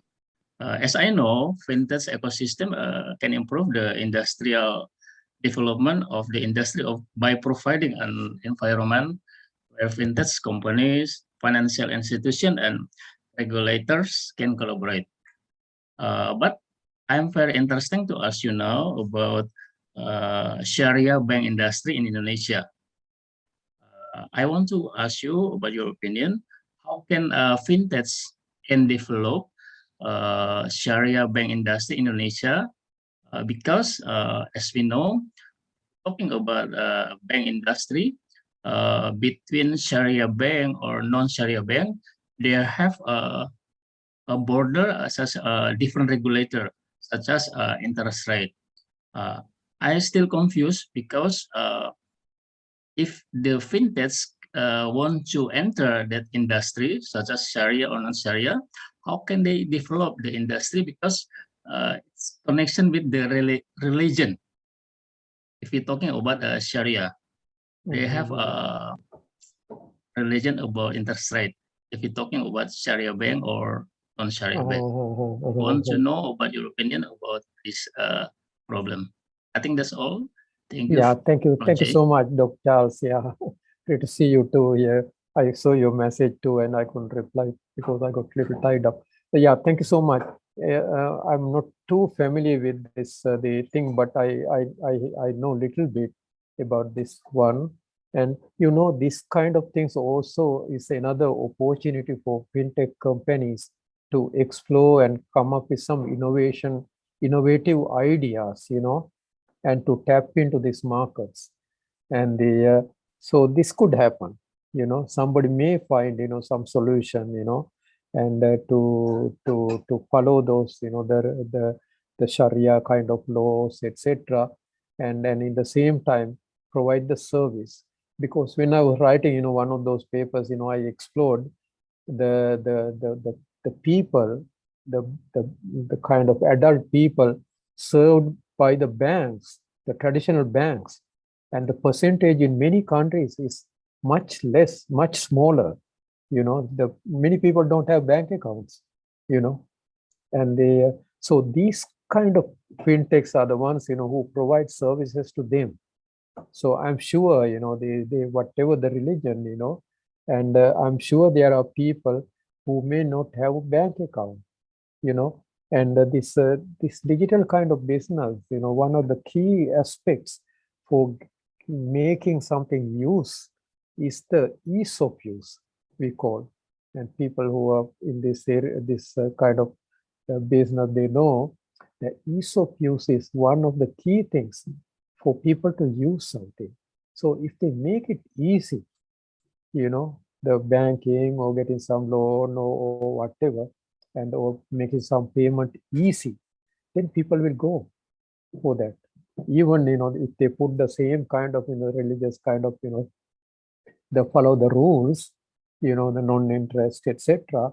But it's make it easy to do business than going to a bank, you know, and then people will do it.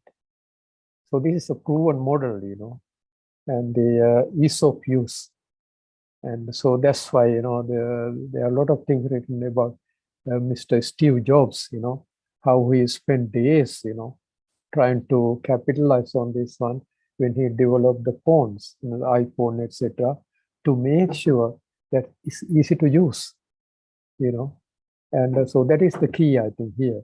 So if they provide something, you know, now if you, even if the bank doesn't charge any interest or something, people have to go to the bank and do some things, right? Fill out the forms and all those the procedures. And if someone can come up with some model to do this in your mobile phone, you know, and then, you know, they don't have to go to, and they can do it 24 hours. And so people might still use them. So that may have a major impact, you know, and to these banks. So somebody may figure out, you know, how to make money, you know, even if they don't charge any fees or something. You know, there are a lot of things, you know, that happen in the internet they give it free, but they make money. I mean, look at Google, right? How many things they offer free? But they are one of the richest companies in the world by giving free. So they make some money, you know. It's not free, but you know, something is free, and then we use it. And then if they use something, you know, their data or something, if they sell the data to somebody or something, somehow they make money, you know. So this kind of businesses might, Dr. Charles, you know, and still come up, and startups may come up, you know, and once they figure out, you know, how the easy way to do this. So that is my my answer to your interesting question. Yes. And we can talk about it maybe later. You have my WhatsApp, right? So yeah, let's talk about it. Yeah.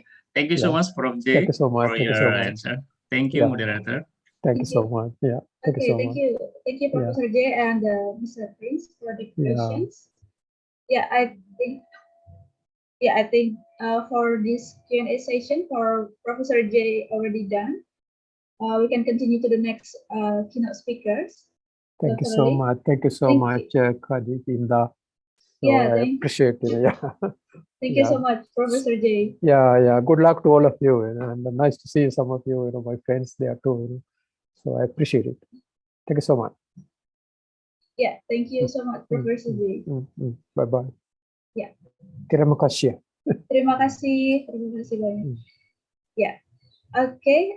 For Dr. Lee, it's already here, right?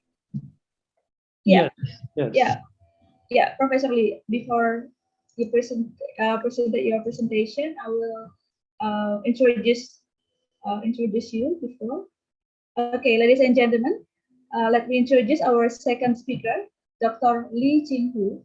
Dr. Lee is an enthusiastic leader with 25 years of industry working experiences, including more than 15 years in multinational corporations management and leadership positions. Passionate in consulting, mentoring, and leading organization development.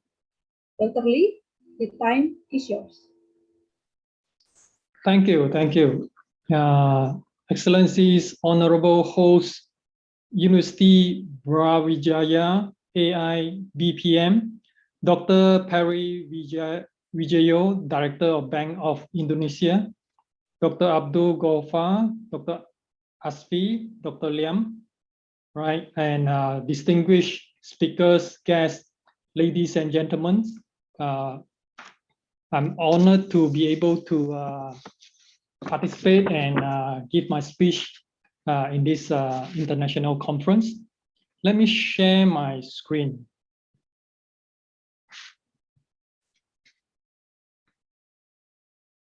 Okay, hope you are able to see my screen. Yeah, Dr. Lee, please. Okay. I'll share a little bit about sustainable enterprise growth from a humanistic perspective.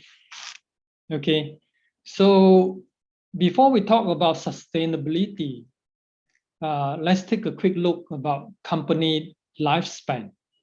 Okay, I think everything in this universe, everything, right, go through this same cycle of lifespan when where it's in its infancy, then it's growing up, and then slowly aging, and then towards end of life. Okay, this is the truth of lifespan for everything in this universe. Similarly, for any organizations or any company. And then we take a look at some of these statistics about the age, right, of a company, right? This is statistics, right, from throughout the years, right? And you can see there are cycle of ups and downs, and previously the cycles talks about 20 years, but then it shortened to 10 years. And then in recent years, it further shortens. And then the average years age of a company actually dramatically reduced, especially for the past 2 years when the whole world were hit by the pandemic, the COVID-19 pandemic, as the funding and economic activity for the whole world actually almost stagnant for the past 2 years, right? So this has significant impact to a lot of companies, and a lot of companies were not able to go through these difficult times and were forced to close down. So this shortened the average age of overall companies. And let's take a quick look at another statistics about the percentage of company, the longevity, right? According to the US Census Bureau dynamic statistics, more than 40% of the company, right, actually only able to last for less than 5 years. And about 20+% can continue on for about 10 years. And about 17% can last for 11 to 15 years. And only a mere of 7% can continue on for more than 20 years. Okay.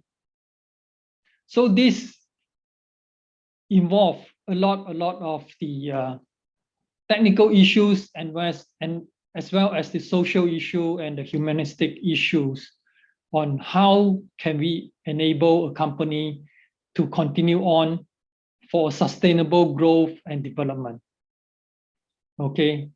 And when we talk about sustainability and growth and so on, especially for organizations or for a company, I think everyone can think of this ESG, right?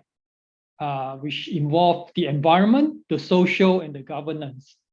Actually, these three key elements is part of, it has already become a requirement for a company to be incorporated or for a company to be able to be publicly listed, right, in the share markets. So we have very good mechanism and very good guideline for companies to follow in terms of sustainability, which I think this is very good.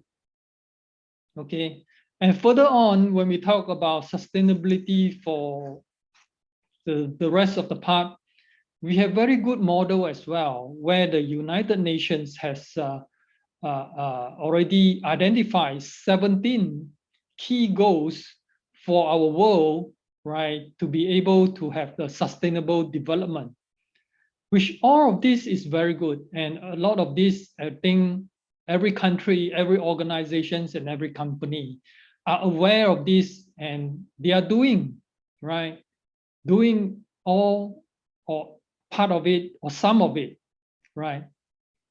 But then why do we still see companies with very short lifespan, even with all these models in place, right, and guideline and governance in place and so on? So that's the key point that I'm trying to bring up in this sharing. And a lot of it, from what I understand and what I experience and see, is because a lot of these so-called governance rules and models are very mechanistic. Okay, so that's why I want to bring up the other part of it, that is on the humanistic perspective. Okay, so to talk about the humanistic perspective, there are two main points that I want to bring up, highlight in this sharing. And one of it is the surrounding community, right? Let's think about this. And if any of the participants in this conference own a company, right?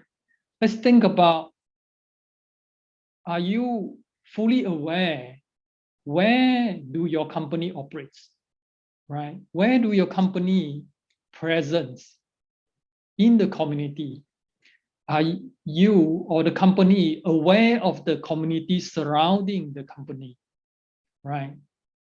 So, and the key questions to this is, do the community surrounding where your company presence operate, do the community feel there's a need for this company to exist or continue on, right?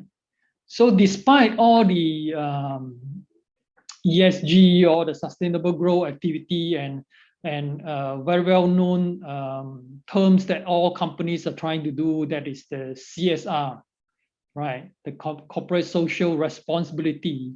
I think a lot of companies do all this activity, right? So beyond just doing the CSR projects or doing it to ensure you fulfill the ESG requirement by the policies and so on, have we really explore and understand the community surrounding our company? And do we think and do we go and understand the needs of the communities?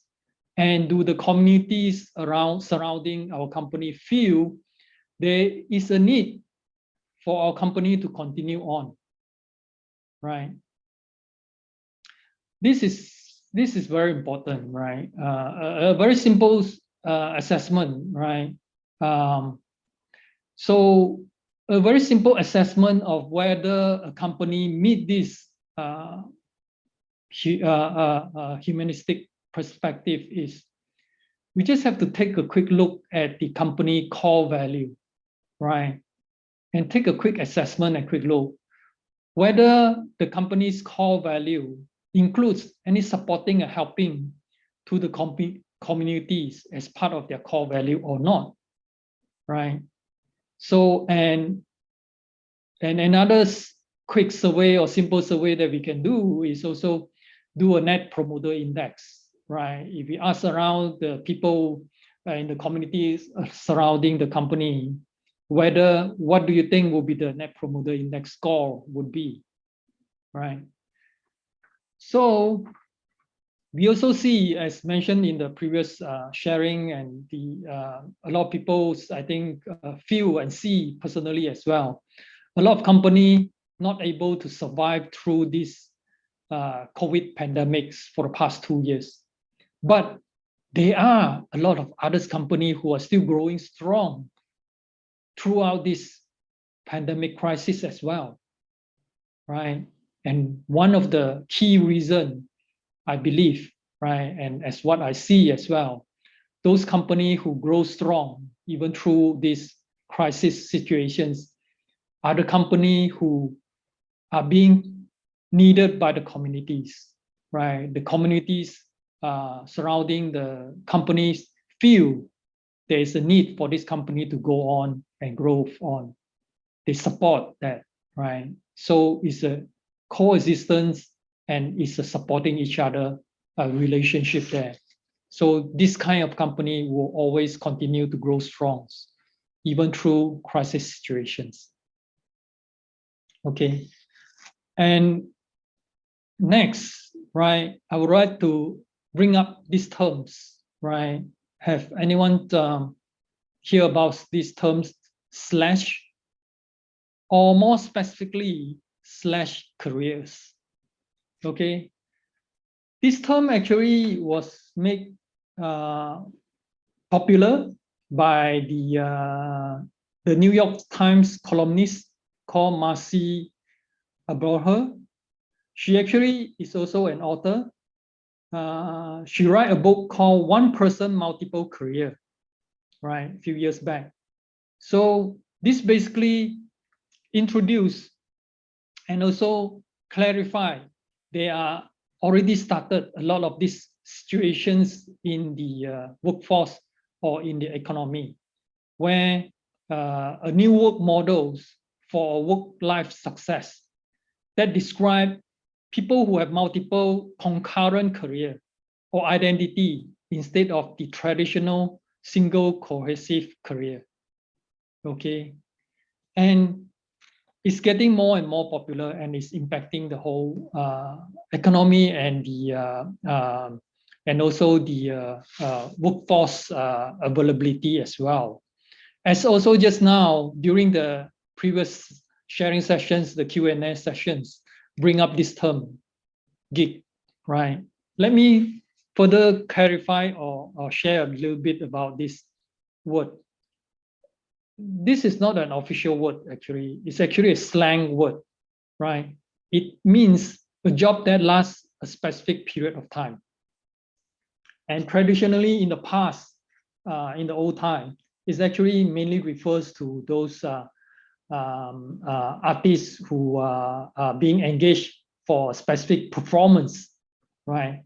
But then that model become more and more popular, and now it's actually basically refers to all the freelancers, independent contractors, part-time workers, and those who work on a project basis, right?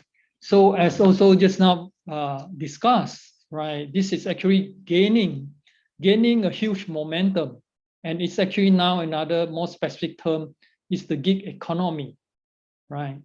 So it's already started, right? This gig economy impact already started before the pandemic, and it's actually being further accelerated and enhanced by the pandemic situations, where a lot of the people around the world, the movement is being controlled or limited, right? And people forced to figure out new way to continue to live, to work, and to survive, and to be successful. Okay, this actually accelerates the growth of gig economy, right? And I would like to share some of the data and statistics that are available as well in regards to this, right? So we can see, right, in the past, actually, it's growing slowly, and it has a steep increase, actually, since the pandemic, right? And it's expected to grow up to more than $3 trillion, right, by the year 2035. And if we do a comparison between the gig economy and the traditional economy, we can see that it's really coming, and it's coming soon, faster than what we could anticipate, right? You look at this, right? The orange color is the gig economy, and we can see that by 2027, right, which is just about 5 years from now, actually the gig economy and the traditional economy actually balance out 50-50%. That means 50% of the workforce or the economic activity actually being enabled by this gig economy or gig workforce. And by 2035, it's actually majority is going to be led by a gig workforce. Okay, totally agree with the questions and the discussions that bring up in the previous sessions. There are a lot of consequences and a lot of next level thing that we need to think about, right, in terms of this gig economy, right? And so we need to think about the impact, right, or the effect of this gig economy from multiple perspectives, right? And the part that I want to highlight is from psychologically, the social impact, the industry, the supply chain, and the laborer. Okay. So one of the key things about the title of my sharing is on the sustainable growth for the company. So the key questions that we need to ask if we are the owner or the leaders in the company is Are our company ready?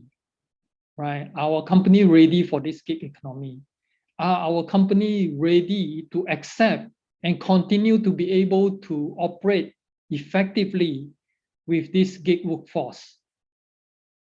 Okay, that will determine whether our company can continue on to be able to be successful and continue to grow, right?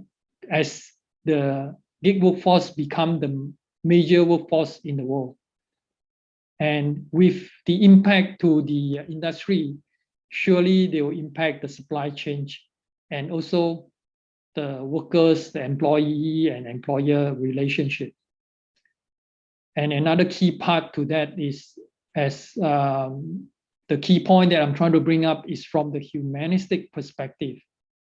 The other key portions, apart from what is being discussed in the session just now, of course, that's definitely one of the key things that is potentially going to impact everyone, is from the government policy, and the tax incentive and so on, to govern this gig economy and the gig workforce.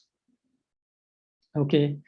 Apart from this, also, I think it's important for us to also think about, as this become the new work model and the new future for a majority of the worker, for majority of the people in our society, then we also have to think about, when a person engaged in this gig economy or in this gig workforce model, one of the key things is why people starting to switch from the traditional work model and career model to this. If we think about it in the past, a company, right? A company has the privilege, right? Has the privilege to select workers, in the sense that in the traditional models, company interview and then do selections for employee, and those, they only hire the best that they can find. And the second best, well, they can give a contract or temporary work for the second best. That's traditionally. But now these situations has changed with the new model of the gig economy, where actually the employee, the worker, has higher or has more power to choose now. They actually now, the worker, the people who are looking for a job, they demand for freedom, they demand for flexibility, right? They are no longer looking for a job that they need to go to the office and sit there from morning till evening, right? They demand for a different kind of work environment, right? Flexibility to work everywhere, flexibility to work anytime, right? So our company has to be able to adopt our operating models to enable us to continue to get a good and sustainable workforce, as more and more workers turn to these working models. And another key humanistic perspective that we cannot ignore is, we need to start to think about, when more and more workers and more people turn to these working models, that means they have a lot of flexibility. That means they have a lot of others free time. So what do? What do these people who engage in gig economy and gig working models do with the freedom that they get and do with the free time that they get? So this is a very important perspective that I think the society, the company, the government need to think about and be prepared, right? If not, this could cause a lot of other social issues in the environment and in the community, right? if the people that have a lot of all this extra freedom and extra time, they do not have a very strong psychological foundations and mental mindset, right? This could cause a lot of void, emptiness in them. And this could cause a lot of other social issues if the people who got this extra time, extra freedom doesn't use it wisely and use it on things and activity that is not benefiting everyone. This could cause other social issues. So those are the key humanistic perspective that I think everyone, right, from the economical world, from the industrial world, and from the government side, that we need to start to be prepared. And it's coming very fast, right? As shown in the data just now. By 2027, the workforce, the economy is going to balance out, all right, between the traditional model and this gig economy models. And we have to be prepared for our company to be able to sustain, to grow together with the gig workforce, right? And for the society to be able to continue to be healthy, right? Also for the people, right? For the people to be able to continue to have healthy psychology and work in a really successful and meaningful life. Okay, that's the few key points that for my sharing. Thank you very much.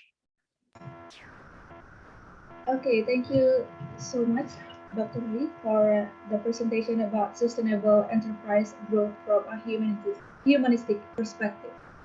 Okay, I think you can continue to the Q&A session, maybe for the participant who want to ask directly to Dr. Lee.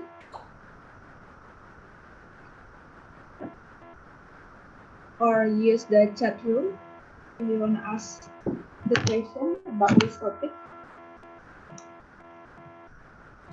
Okay, Mrs. Sylvie, want to ask? Maybe the committee can help.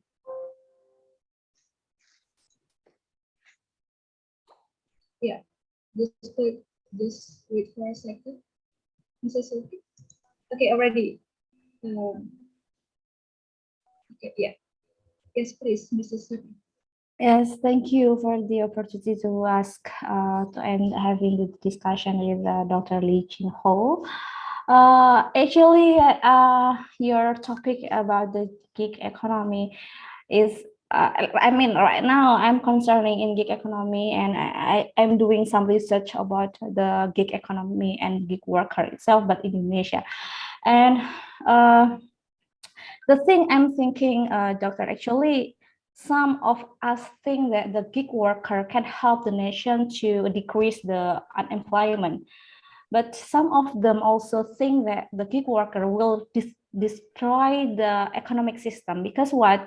Because there is no exit and enter barrier of the industry itself. So like everyone can work in this field.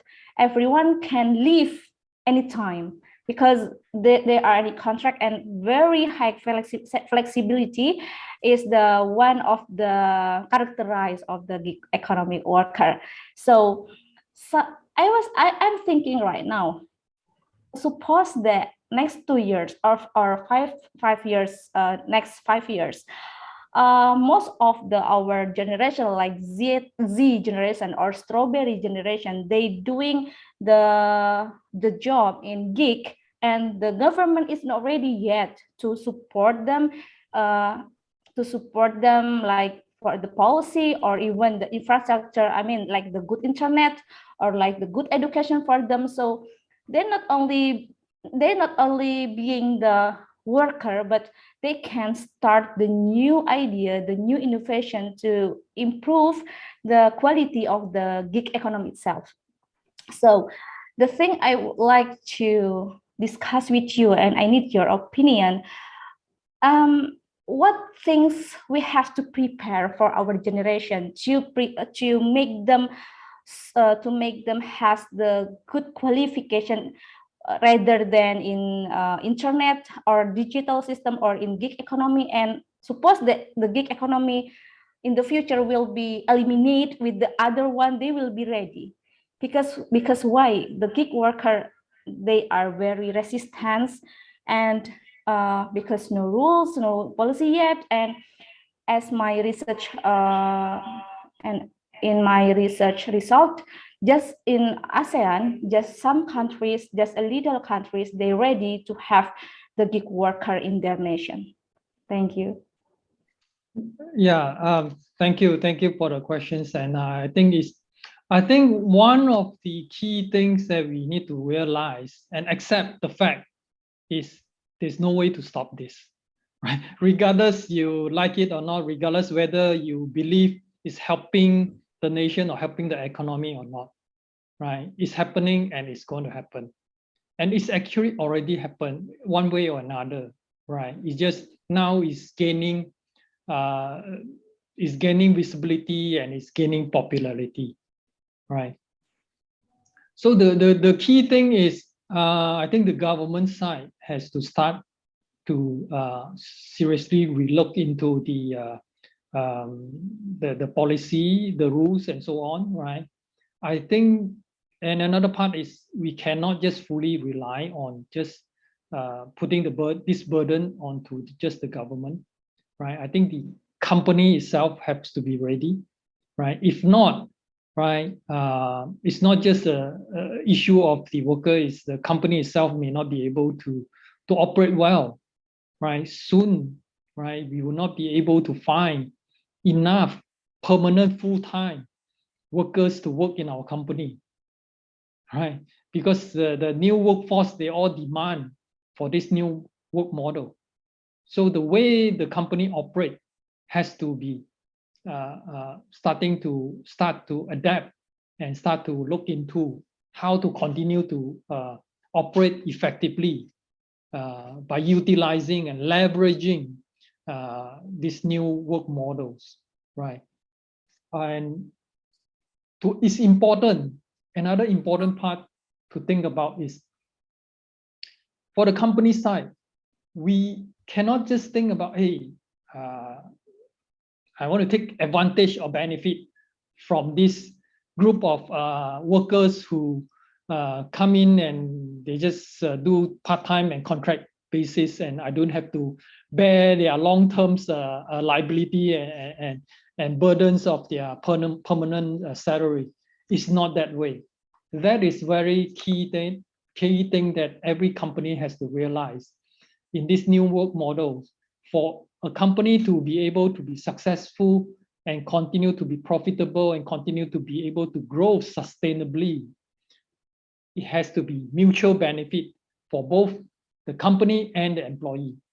So the company, just now when I say the company has to be able to realize, ready to adapt or leverage these new work models, we have to define an operations model where the company can continue to be profitable, at the same time take care of this group of employees who prefer these work models, right? If they are not being taken care, right, soon we will not have enough workforce and the company will not be able to really grow and continue to be profitable in the long run, right? So just now, that's why you see a lot of company, I think more than 40% is only sustainable within 5 years. Actually, if you go further to understand that, part of it, or one of the major reason about that is a lot of these companies have a lot of good idea, good model of making money, but do not have good model or good structures to continue to operate in a way that it benefit the company, at the same time benefit the employee and benefit the communities surrounding the company. If just only one party, which is the company or the boss of the company, is gaining benefit and keep earning money, then the rest the employee is not gaining benefit, the community surrounding the company is not gaining benefit, this kind of model will not be sustainable. Right. So it's very important that the company has to play a very key role and key part in adapting this new work model. And another key portions, as I mentioned at the last part of my sharing, is also from the social side, from the education side. We need to start to educate the new generations, right? Yes, it's okay to demand and work in this new work model. Everyone can still be successful, but we need to make sure our new generations has very good foundations in terms of a very strong and healthy psychology and mental, right? So that they won't feel empty and they won't feel like, hey, I got all this extra freedom, extra time. What do I do with it? Let's do something stupid, right? Then it's not going to, then these people will create a lot of other social issue that is hurting the social and at the same time hurting themselves, right? So I think that is another key part that we need to ensure, right? From educations and also from family bonding, all those portions, the humanistic part of it, to ensure the mental, right, for all these new generations has a very healthy mental and psychology, and they know how to really make good use of the extra freedom and extra time that they are getting with this model. Okay, thank you. Okay, thank you so much for the discussion, Dr. Lee and Mrs. Sylvie, about the gig economy. But I think for another participant who wanna ask to Dr. Lee, maybe can ask after the last speaker. Just wait for a moment. I will continue to the next speaker. Dr. Lee, I think for this, that's all for the discussion for this session. I think if there are another question after the Dr. Ankit finish the presentation. Thank you, Dr. Lee. Yeah. Thank you. Yeah, thank you, Dr. Lee. Okay. Yeah. Dr. Ankit already here? Yeah. I will introduce you before you start the presentation. Yeah. Now, ladies and gentlemen, please welcome our third keynote speaker, Dr. Ankit Katrodia. Dr. Ankit currently working with Northwest University, South Africa. He has completed a postdoctoral research fellowship with University of KwaZulu-Natal, Durban, South Africa, and also a qualified doctorate in management, MBA marketing, MCom marketing, and postgraduate in human resource management, and accomplished and enthusiastic academician with over 12 years of experience in academia and research at renowned management institutes. He has a successful track record of educating and training management graduates, developing skills and expertise in marketing management, services marketing, consumer behavior, strategic management, entrepreneurship, and other business management subjects. Dr. Ankit, the time is yours. Very good morning to one and all, and thank you so much for inviting me to deliver my keynote speaker for this conference. Yeah. I indeed a privilege and honor to be part of this conference. And before I start, thank you for the introduction. And I am originally from India, and last 8 years I am working in South Africa. So today I'm going to talk about a clear strategy, which can bring the university industry gap closer into the South Africa. By the way, currently we are in South Africa sitting at almost -1 temperature. It's just very cold and early morning. It's almost 5 a.m. So we have a huge time difference between the Indonesia and South Africa. But nevertheless, I believe that learning is a continuous process and it can be happen any time of the day. And based on this philosophy, I thought, let me join this conference and be part of the keynote speaker. So South Africa is considered as a developing country. We still have many issues and problems such as the economical, political, and social challenges.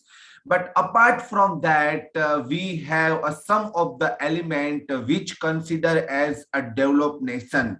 So before I start my presentation, let me give you some sort of geographical environment of South Africa. We do have a black population. Also, we have a huge of the white population. Many of the people from India and other Asian countries. So it's like a rainbow nation. You will find people are working from all over the globe. People from other countries, they are also working in South Africa. So in terms of infrastructure, we do have a first class, a first world country infrastructure, which is not less than other developed countries. And we also have a sound, foreign exchange in terms of our currency is also higher compared to, India and other countries. So now today I decided to, discuss about industry and university gap. Education is the most powerful weapon which you can use to change the world, and this is none other than our freedom fighter Nelson Mandela. And he did so much in terms of to freedom fighter for this country. These are some of my observation is that currently there is a wide gap between the acquired knowledge and required knowledge. These two sentences I would like to emphasize more. The students learn in university are somehow not exactly matched with the requirement of the industry. So we need to understand what are the industry requirements. They need a soft skill of the students. They need to understand the market of the they don't need someone who only can work on a theoretical background. Nowadays industry, and because of the 21st century globalization, as we know, the entire world become a small village. If you are in Indonesia or if you are in Japan, place does not actually matter, but how skilled and talented you are. You can do a multinational business sitting in anywhere in the world. So nowadays we need a people who learn a technology, who learn a smart device, so that people now need someone who are a multi-talented people who can perform a marketing also, who can perform international technology also, and that's the requirement of the industry nowadays. In educational institute emphasize theory and equip students with the theoretical inputs, the knowledge which is far from the expectation from the employees. And that's what we use the word recession. There is no job in the market, but somehow I would say that there are the job in the market, but we as a student need to think, are we really employable? Do we have a skill, talent, qualities which is required by the industry people? And that's why there is a gap between the university education and the requirement by the industry people. So based on my research and some of the article, I find out these are the strategies we may use to bring this gap closer. And as we know, the country like Indonesia and the country like India, even the South Africa, we need to promote entrepreneurship education, because entrepreneurship is the key success for the GDP and growth of the nation. So what I advise the students as well as the future generation, do not look for the job, but try to establish your own small family business. Try to start something your own and become an entrepreneur. more, and that's why you can contribute to the economical and the societal growth. So we also need to emphasize about entrepreneurship opportunities. What are the issues and challenges faced by the people if they start a business? We must support our local community, a small vendor, and they people are really need your support, and small your contribution can make a huge difference to the society and someone's life. So based on my observation, set a realistic goal, encourage industry people to come and visit you, create a strong alumni network. That is very important. You should create a strong alumni network, and your student will also evolve, will also help you to get a job from your other students.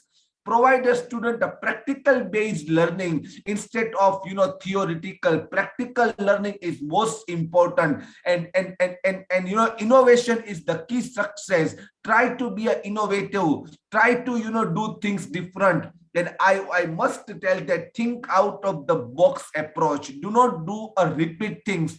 Try to make an innovation in your thinking. Try to make a differentiate in your ways of doing the things.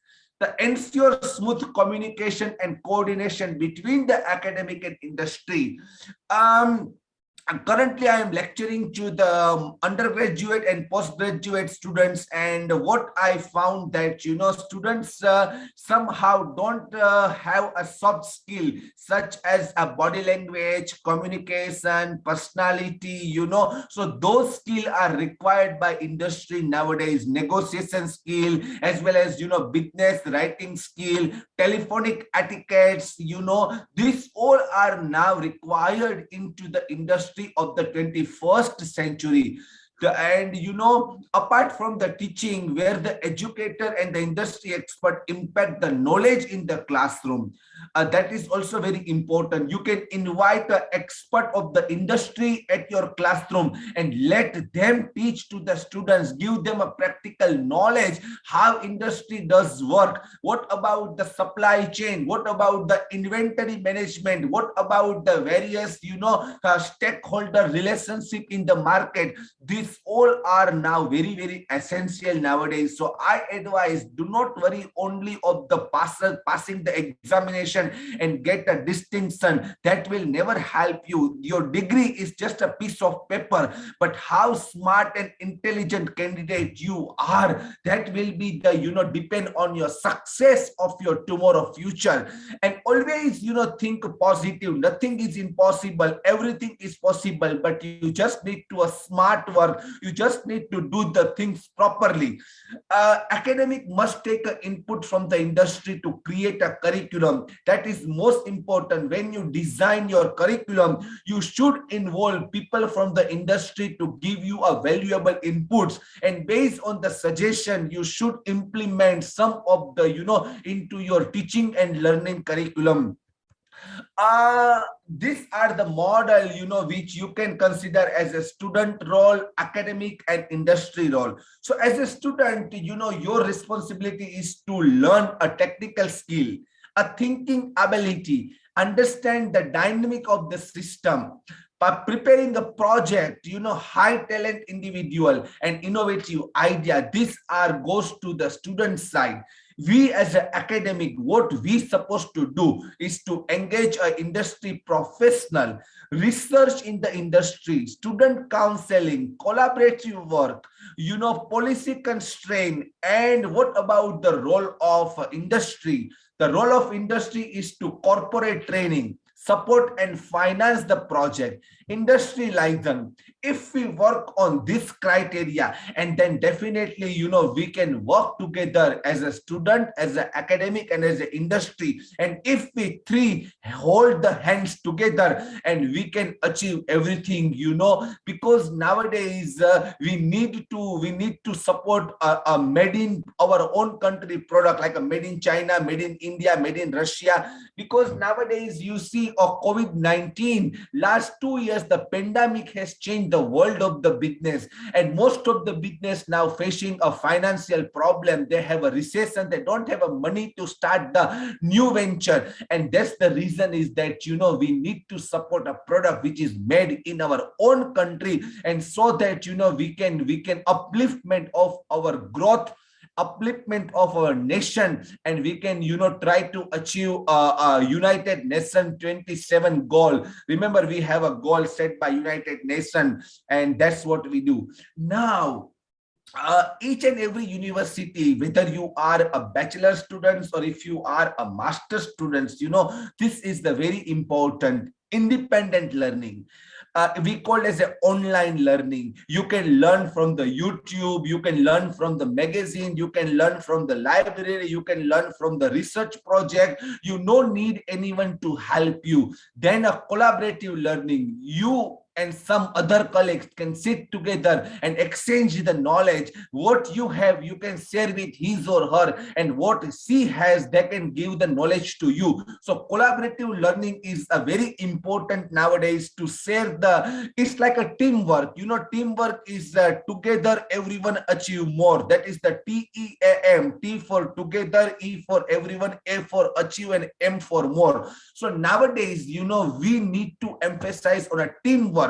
We need to emphasize on supporting each other. Now, cooperative learning is all about to develop a societal problem. To, like I said, in South Africa, we need to also support our community, and as an academic, we have a community engagement project. What is actually community engagement project? We can go to some of the orphan age, or we can go to some of the villages where we can teach our small pupils, small students. We can also take part into the some of the municipality workshop, seminar. So our university want us not only to limited to the academic environment, but go to the real market and meet the people of the society, look at his issues and problem, and based on the knowledge, how impact you can make on someone else's life. That university also want us, instead of sitting into our offices, they also need to go to the industry people and interact with the industry people. A practical learning, that's the key success element into the 21st century. We call as a practical learning. Let me give you an example. You cannot learn how to ride a car. You cannot learn a driving while reading thousands of the book. You need to learn actually on the car. So practical learning, you cannot learn while reading or writing until and unless you go to actually at industry, until and unless you can learn. And practical learning is the 21st century currency. It's not the currency, the money you have, but how knowledge you have. That is the currency nowadays. And if you are a well-educated people, if you are a well-educated person, then that is your real wealth, your real currency. And last but not least is a work integrated learning, WIL, work integrated learning. You need to learn what is your requirement of your work. So in this plenary session, I am sure there are the many students with us, there are the many professors, lecturers, and industry people are with us. They should think on this 5 element of learning, starting with independent learning, collaborative learning, cooperative learning, practical learning, and work integrated learning. So based on my today's talk, let me go to the conclusion. What I think is what I feel is all about. Building a trained and talented human power is the key of South African economy. As I said, South Africa is a developing nation, and we have many issues and challenges. It's not only South Africa, but each and every country has their own issues and challenges. Look at the Ukraine and Russia war. Look at the many other part of the world now are facing the problems. Problems are economical, problem are monetary. Look at the condition of the Sri Lanka. We are now watching in a news, you know. So there is a urgent need to develop a human capital in South Africa. No country can progress without the development of its human capital. Educational institutes are the backbone of any country as they produce a healthy citizen and the leader for the union. That's the very true. Academic institute, you know, are the backbone of the success of any countries, and education, you know, is the very important. We must take a good education, and if we have a good education, we can change our country, we can change our, you know, future direction. So conclude and integrated efforts from all the stakeholders, including educators, students, parents, you know, educational institute, all are required non-profit organization to bridge academic and industry closer. Before I come to conclusion, you know, in South Africa we have a very good natural resources, gems and jewelries, you know, very good oceans. So in terms of natural resources, you know, God has given us a beautiful like a cities called Johannesburg, Cape Town, Durban, and many more. So any one of the students would like to come for a further education, mostly postdoctoral research after a PhD, they are welcome to contact to me, and I will be happy to help them. Because for Asian citizens, you know, there are the many opportunities for the postdoctoral research, and you are welcome to contact to me. I will be happy to help you. With this note, I indeed proud to be a part of this conference, and I hope my plenary session, my keynote speaker does make some value addition. And now we take some question and answer. Thank you so much. I appreciate. Okay, thank you so much, Dr. Ankit, for the presentation about propose a clear strategy aimed at bridging the university industry talent gap in South Africa. Okay, I think now we can continue to the Q&A session. So for this session, you can, for the participant, you can ask all of the keynote speaker for Professor J, Dr. Lee, or Dr. Ankit. Okay, but before that, I think before we already have some participants who want to ask, maybe for the participant who want to ask directly, you can raise your hand and I will give you the opportunity to ask directly. There is a question in the chat room. Let me read. How can we trigger entrepreneurship ability among the students, especially when the mind frame of the youth to work for a multinational organization? Very good question. And answer to is that, you know, experience makes men the perfect. We all would like to work on a multinational company with the good salary, with the good designation. But the question is that, do we have a skill, ability, talent, which, you know, required by the multinational company? So first you take some experience from a multinational company at a lower position. You start with, you know, assistant manager, then you go for a, you know, higher level. So if the student would like to work for a multinational company, that's the good things, you know. But once he or she will work at a multinational company, then he learns some while, you know, from his or her experience, and then slowly after a decade they think to start their own business. So I'm not saying to start the business immediately. Everyone should take an experience at the initial stage, and once you have an experience, then you think to start your own business. And experience is also very essential if you are planning to start your own business, otherwise you will fail. So I encourage students to work on a multinational company for a few years and then think to start his or her own business. Thank you. Okay, thank you, Dr. Ankit, for the answer for Mr. Subasis. Yeah, for Dr. Subasis, is that clear? If you want us, we won't have a discussion. You can. Okay, there's already another question, Dr. Ankit. I will ready to you. What do you think about bonus demography in several countries like in Indonesia related to technopreneur? Yeah. Good question. Unfortunately, I have not visited Indonesia yet, but soon now you people are my friends and family, so definitely I will come to visit Indonesia. But what I believe is that Indonesia is mostly depend on tourism, and some of your destination like Bali's are most favorite. People would like to come by you. So technopreneur is yes because of this coronavirus since January 2020. We need to work on a technopreneur. Sorry. So it's not only that let me tell you something. Technology is now very essential. You cannot live without technology.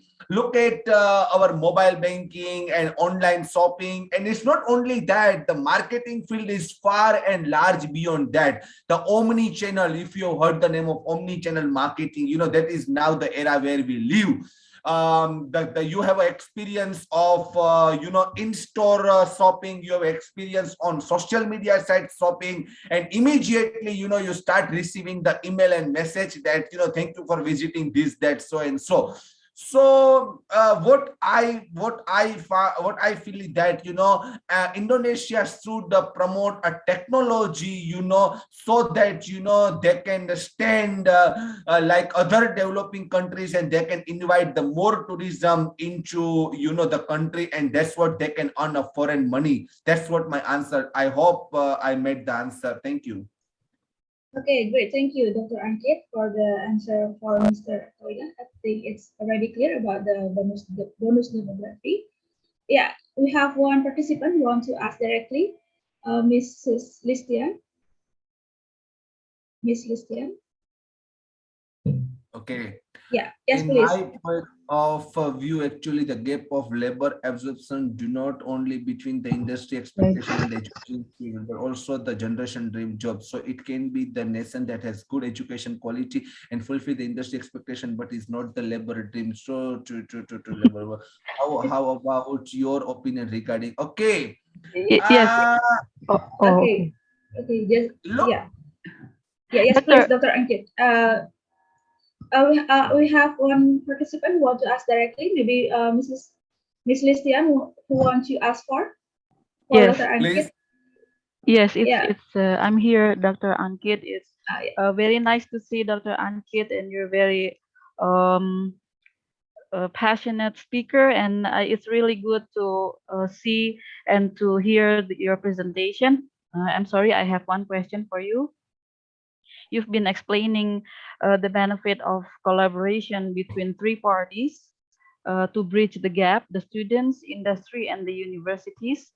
But what kind of problems that you think will emerge with industrial and higher education collaboration? We know that industries tend to put forward profit, and higher education institutions therefore like more improvement on the civilization. That's my question. Thank you. Thank you for this question. Yes, there will be many issues and challenges, but before I start, let me tell you something. I don't know about Indonesia, but countries like India, there is government universities we call state university, then we have a private universities, and then we have a deemed university. So education somehow is run by government and somehow run by a private parties. They can collect the fee. But the model in South Africa, currently we do have a 24 public university only. Let me repeat my word. We do have a 24 public university only. So another word, we do not have any private universities. So education is completely run by government. So now the situation is that, every students will get some sort of scholarship or stipend depend on the percentage. They will get some sort of living expense, we call that. So The university will monitor a continuous improvement process we call 365 days performance appraisal method. So if the students will not perform for this semester, then there is a chance that the scholarship will be discontinued for the second semester, and students will continue take a study as important as a seriously. The second thing is that students no need to pay that much amount of the fee, and that's what it's not like that education can be purchased while paying a fee. Some students have a mentality that once they pay the fee, then they think that now we are free, now university responsibility to make us pass. That's kind of impression some of the student has. So what I personally believe is that in country where I worked before India and where I am working last 8 years, there is a huge difference. And here I feel very proud. We give a more I think some noise started on the background. I don't know who's video, but anything okay is fine for now.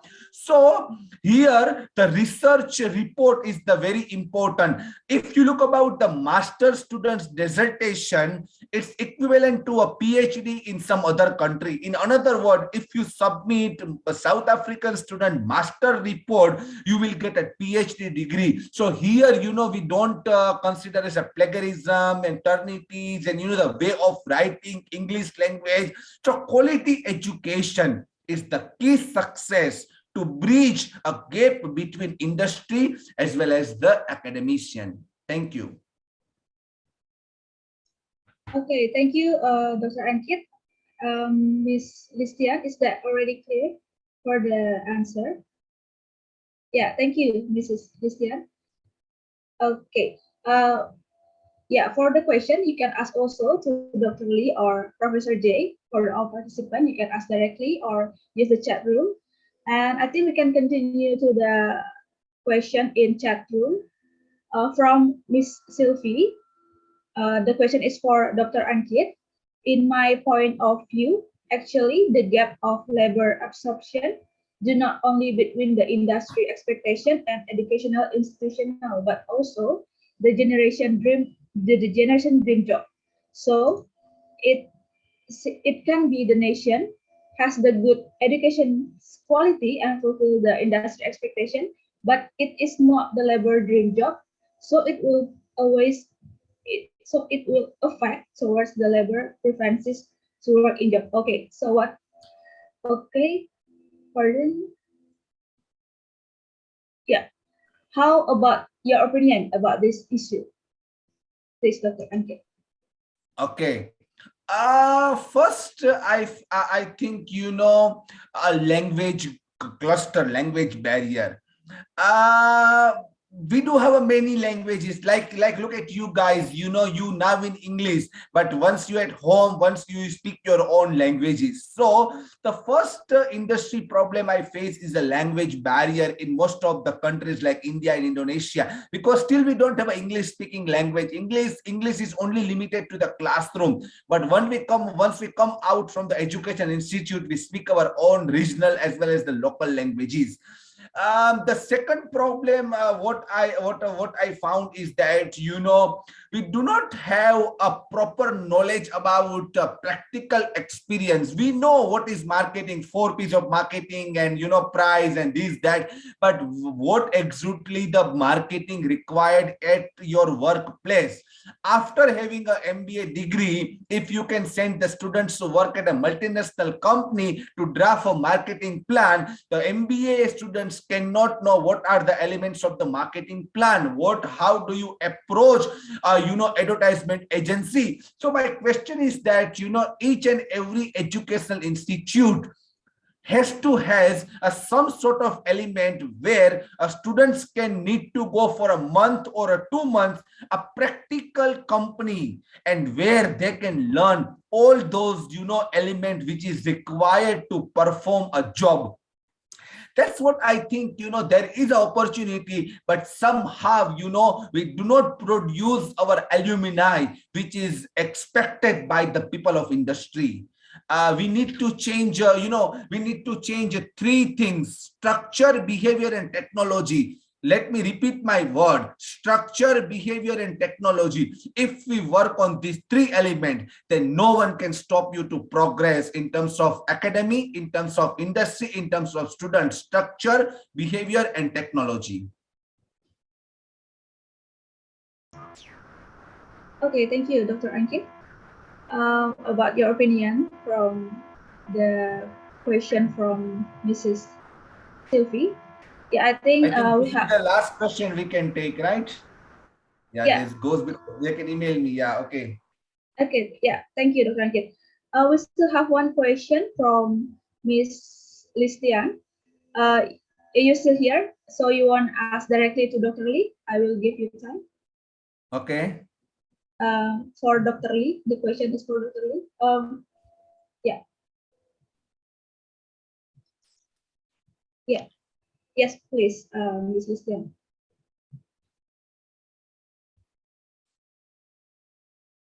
Can you unmute? Maybe.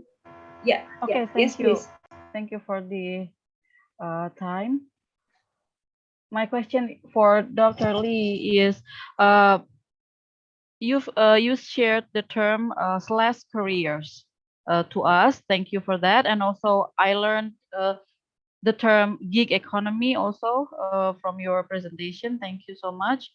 Slash careers means one person has multiple careers. What do you think the challenges for companies by having employees that have more than one careers? Does it affect employees' daily engagement and performance in the company? Do you think every company needs to have a backup or two employee for every key position in the company? Thank you. Okay, yeah. Thank you for the questions. It's a good questions. Actually, your questions has two part of it, right? Let me answer to each of them. First is about the slash career. So one person, multiple role, multiple job, multiple career. I think this is another key portions that every company need to know how to operate well with this kind of workforce in the organizations. For me, right, in my company, I think I'm happy, right, as part of the owner for the company. I'm happy to have, if I'm able to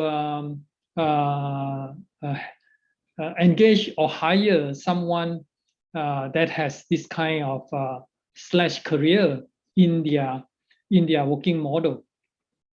Because think about it, if a person do not have the capability, then the person would not be able to have a slash career. A person who are able to have a slash career, meaning that the person has a lot of capability, a lot of talent, and so on, right? And I think from the company side, we need to learn to operate by leveraging this kind of talent in the market, right? And this kind of person, usually they won't be satisfied by just doing a confined job, because they have so much talent and so much capability, you see. So I think we should encourage them to continue to grow their talent and grow their ability, while leveraging them to contribute to my company and this company. At the same time, allow them to explore others through their exploration and their engagement in others' company and others' career.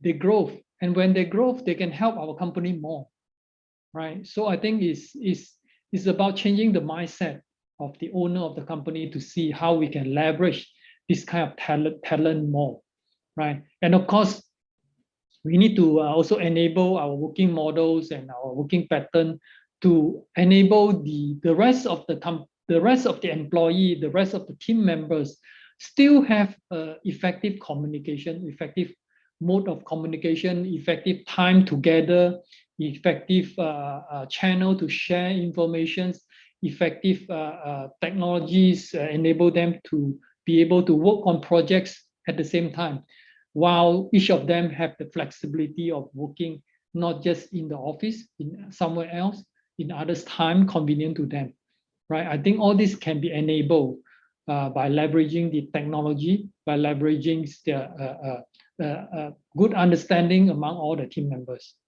right? This can be done, and I personally have feel it. I have also see it in my company and others' company as well. Okay, and another part of it is from your question is do company needs to have backup employee for the key positions? I think yes, certainly, but I won't use the word backup, right? I think we need to have coverage for each and every employee, right? Every role, every position and every role. We cannot just rely on one single person. They need to have coverage. A very good test, right? And everyone face this is for the past 2 years because of this pandemic situations.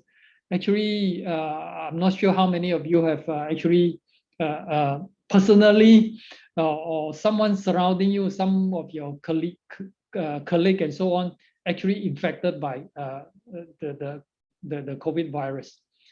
Actually, this virus everywhere now, right?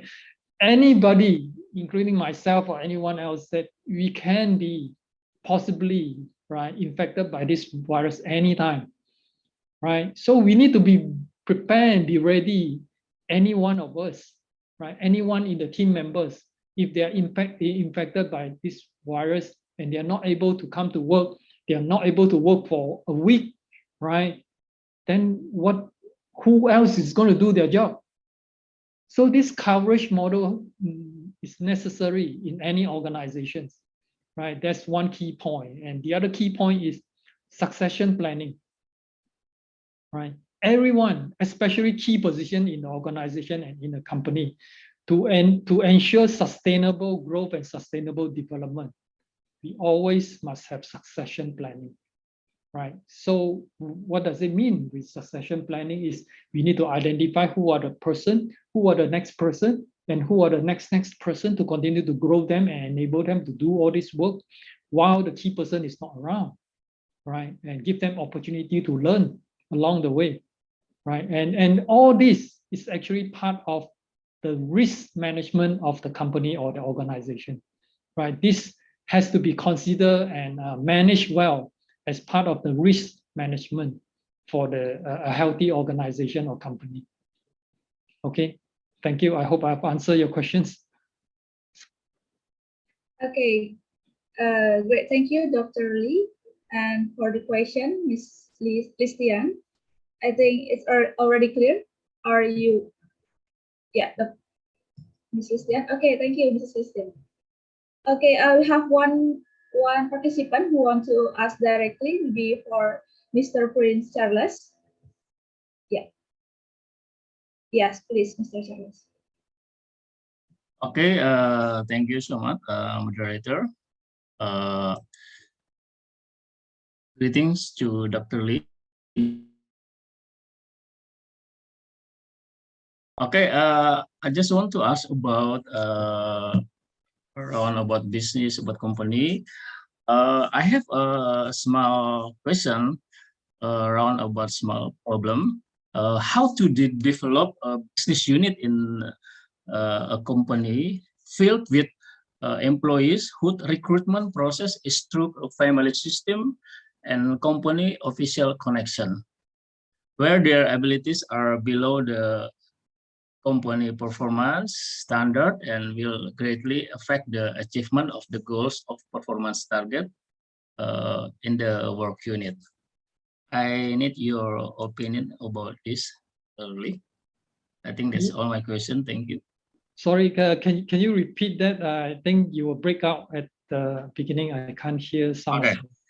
How to develop a business unit in a company with field with employees whose recruitment process is through a family system and company official connection, where their abilities are below the company performance standard and will greatly affect the achievement of the goals of performance target of the unit work. I need your opinion about this, Dr. Lee. I think that's all my question. Thank you.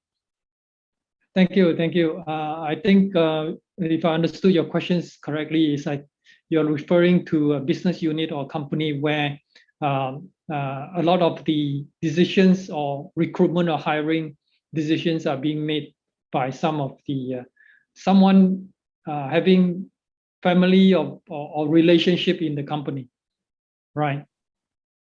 So I think the key part to this is we need to have very clear, right, policy and core value within the company where the performance is being managed through a very transparent mechanism, right, with data, indicator, and clear work instructions, right? So if we do not have this kind of mechanisms or process in place, right, the company will not be able to work well, right? As they are, if there are too many, we don't discourage, right? As part of the thing, we do encourage people in the everyone in the company to introduce, right, friends and relative or whoever to come in to work together, right? That further strengthen the relationship and the tie, right? But we have to be very clear, right? What is the SOP and the process in the company, right? When certain decisions, certain critical decisions, business decisions, hiring decisions, performance measurements decisions are being made, right? That has to be very transparent and has to have a very clear documented process, right? Where it's fair for everyone, right? And that should include a very simple element, right? If the business decisions or project decisions or performance decisions need to be made, right? The person who make the decisions cannot be a person that has the relationships that's beyond just normal friend, right? To the beneficials of the decisions, right? So for example, if I'm the decisions maker for this project, or I'm the decisions maker for the this employee about the performance of the employee, right? But somehow this employee, right, and I have a relationship that is beyond just a normal friend, right? Then I cannot be the sole decision maker, right? Someone else who the normal party has to be involved to neutralize and avoid the bias or avoid the perceptions, right, by others employee, right, to be involved in that decisions making. That includes hiring and also performance management, right? Okay, thank you. That's my input to that, right? Okay, thank you, Dr. Lee. Thank you so much, Dr. Lee, for the explanation, and for Mr.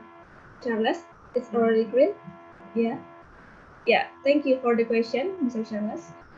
So I think that's all for this session, for this Q&A session. Thank you for all participants who joined the discussion today. And I think, thank you also for all keynote speakers for sharing this insight with us today. Hopefully their knowledge can be inspiration for all of us here. Now we shall return to our MC, Ms. Aulia Herdiani, to explain the next session. Thank you so much. Have a nice day. Yeah, thank you very much, Mrs. Kade, for such insightful discussions.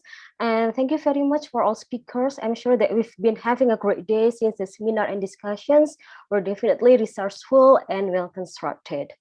In a moment, we'll run on the next agenda of the parallel sessions. Before we move to the presentations, please make sure to rename your Zoom according to your role as explained in advance. For presenters, please add letter R followed by your room's number, your full name, and the descriptions of your participations as online or offline. And for section chairs, add SC in the beginning of your name, followed by R with your room numbers and your full name. All presenters must enter the Zoom room based on the presentation scheduled. You can join the room by clicking the join button and you will be automatically joining the presentation room. And after the presentations has been accomplished, all presenters are urged to coming back to the main room for the closing remark. I'd also like to remind or inform the Muslim male participants or presenters, since it's Friday, we have arranged your schedule, presentation schedule to the second sessions. Hence, you are pleased to pray Juma prayer first and coming back to the sessions right afterward. For all presenters, please join your designated room, and for non-presenter participants or those who aren't scheduled yet, you may join your room that you like to join. Thank you.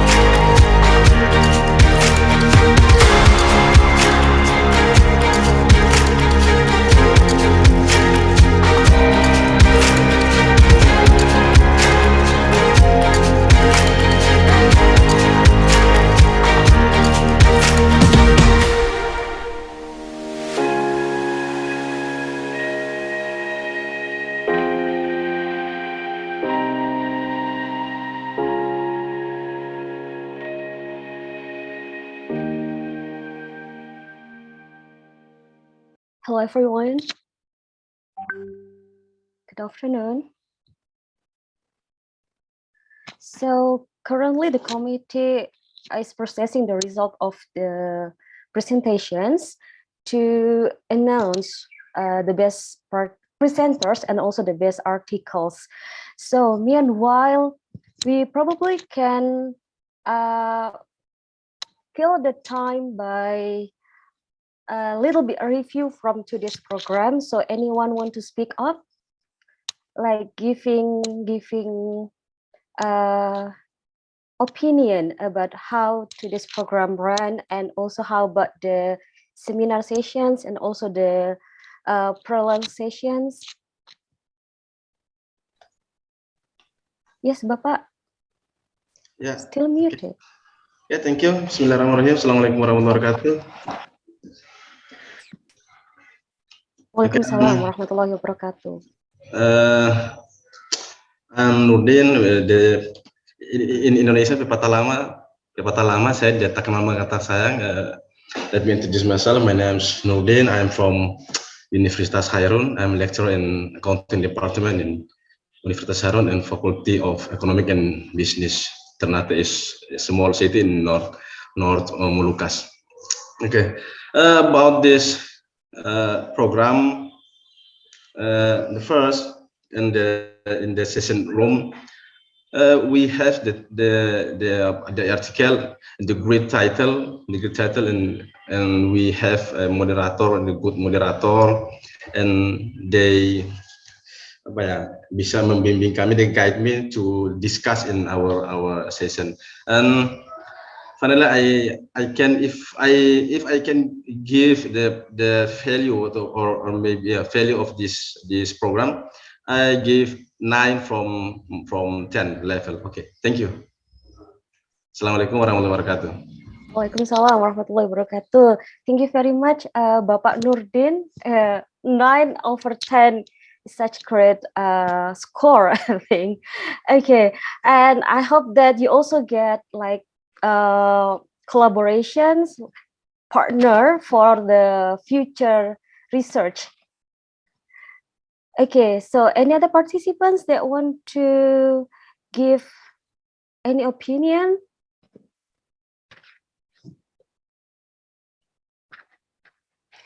Yes, Dr. Ludres, you're still muted.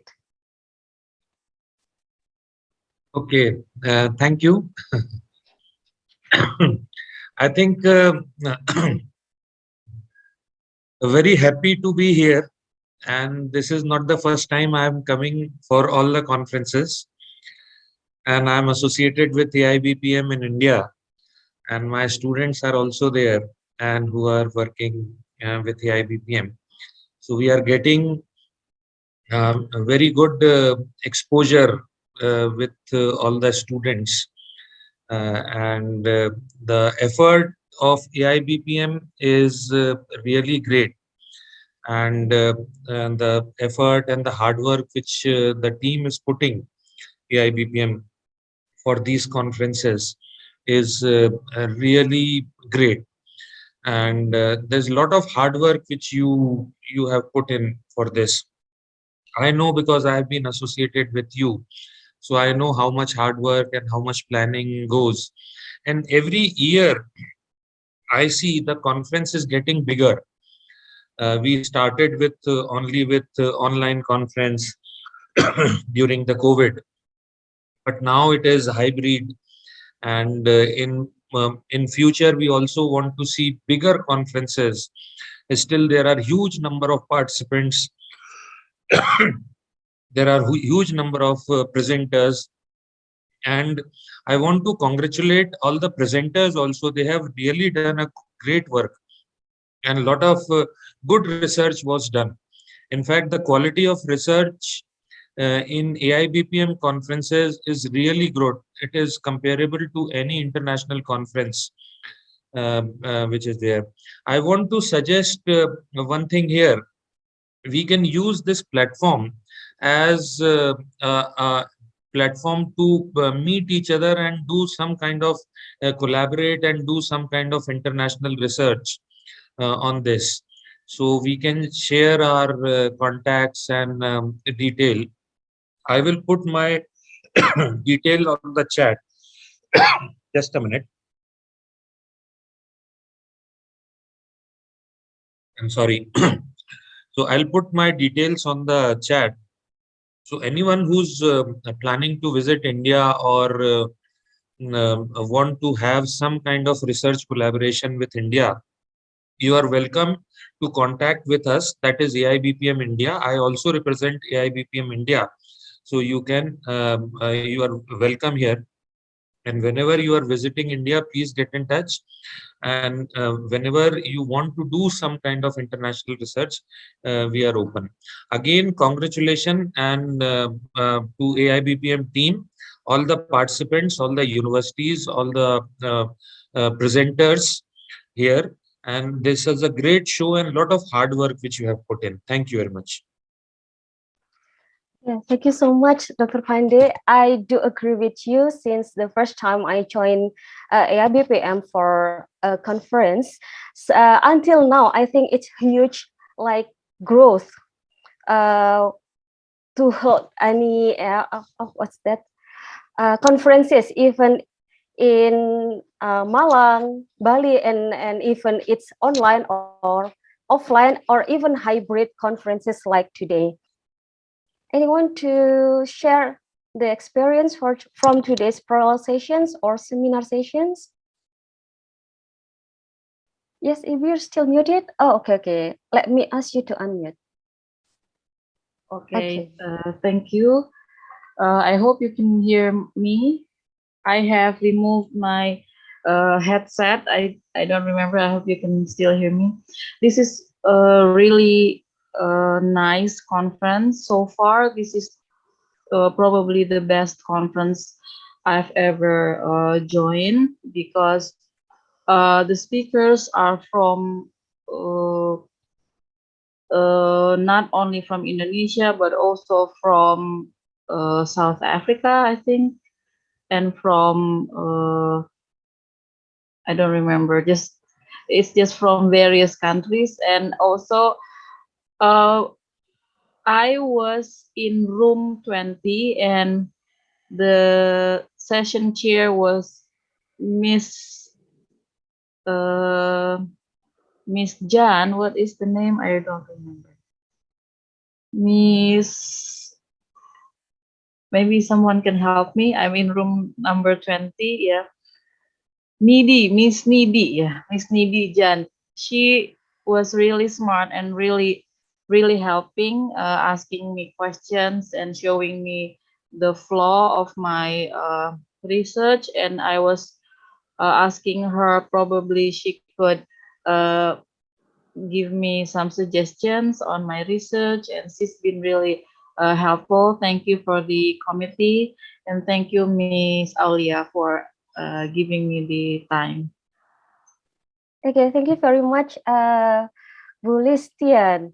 I hope that you will improve your research or articles based on the suggestion or review from our section chairs.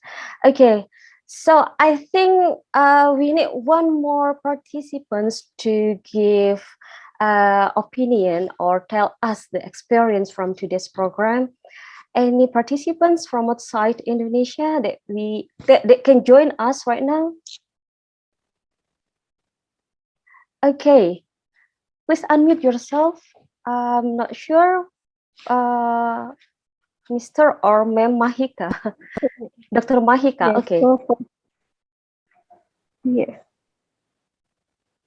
So first of all, thank you so much for giving us an opportunity. Like, we students got opportunity to interact internationally also and work as a team and present.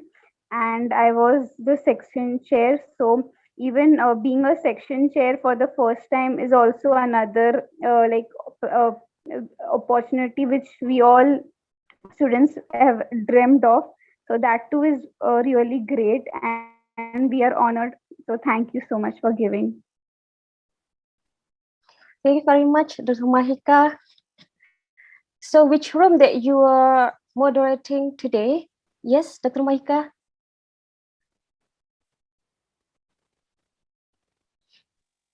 So I was section chair for team 4 and 5 today. Okay, so any experience from the parallel sessions that you moderating? Yeah.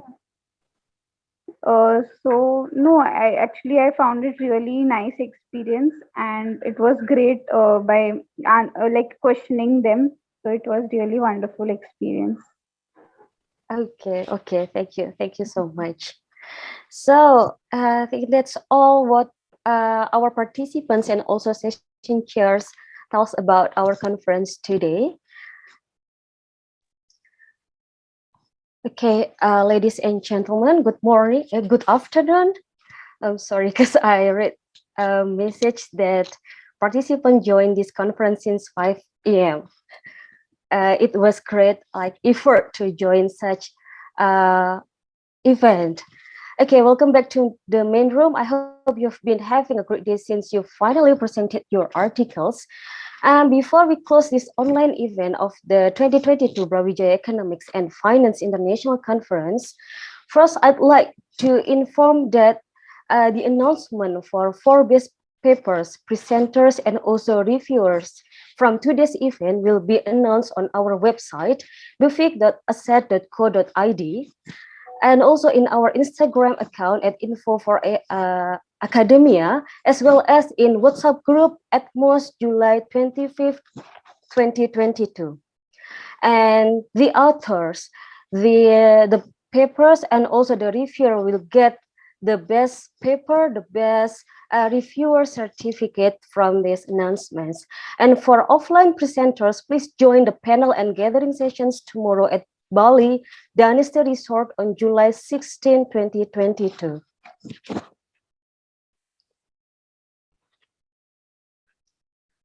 Distinguished guests, ladies and gentlemen, we finally come to the end of 2022 Brawijaya Economics and Finance International Conference, BEFIC.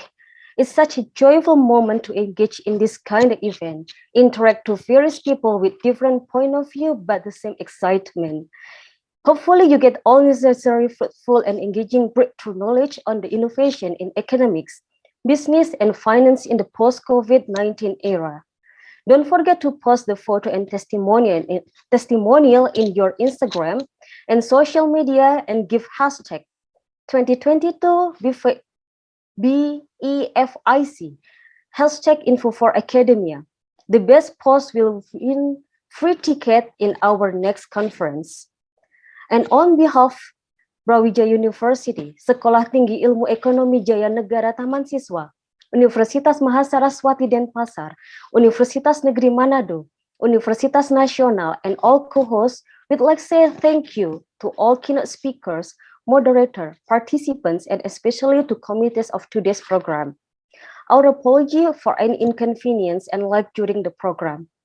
Hope to engage with you again soon, moreover for next or tomorrow's program, gathering and panel session at Bali Dynasty Resort, and stay productive and enjoy the rest of our program. I am Aulia Hardiani. See you and goodbye.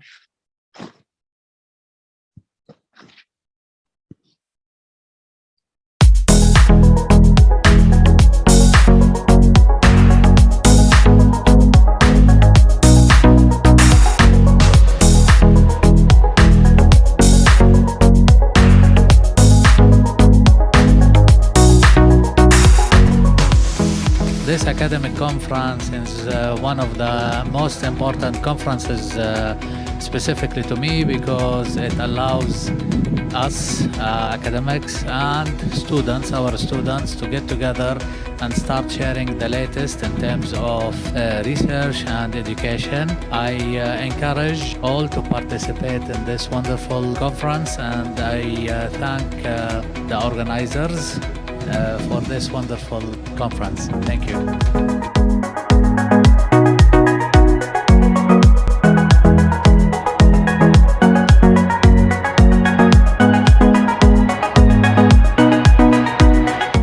This is my first time to attend these activities, and I really love it. It belongs to accounting, management, and also business. And as I am master of accounting, I really enjoyed, and I got really many beneficial knowledge from these activities, and I would like to join to the next agenda of this program.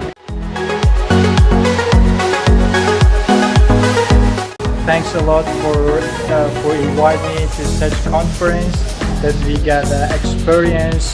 It's really benefit for new generation. So we are so happy that we join such kind of conference. Hopefully next time we will enjoy another conference, such beneficial conference. Kesan saya selama mengikuti international conference ini sangat recommended ya, karena sejak dari proses aplikasi submit paper sampai dengan pelaksanaan baik ini versi online maupun offline, suasananya bagus, enjoy.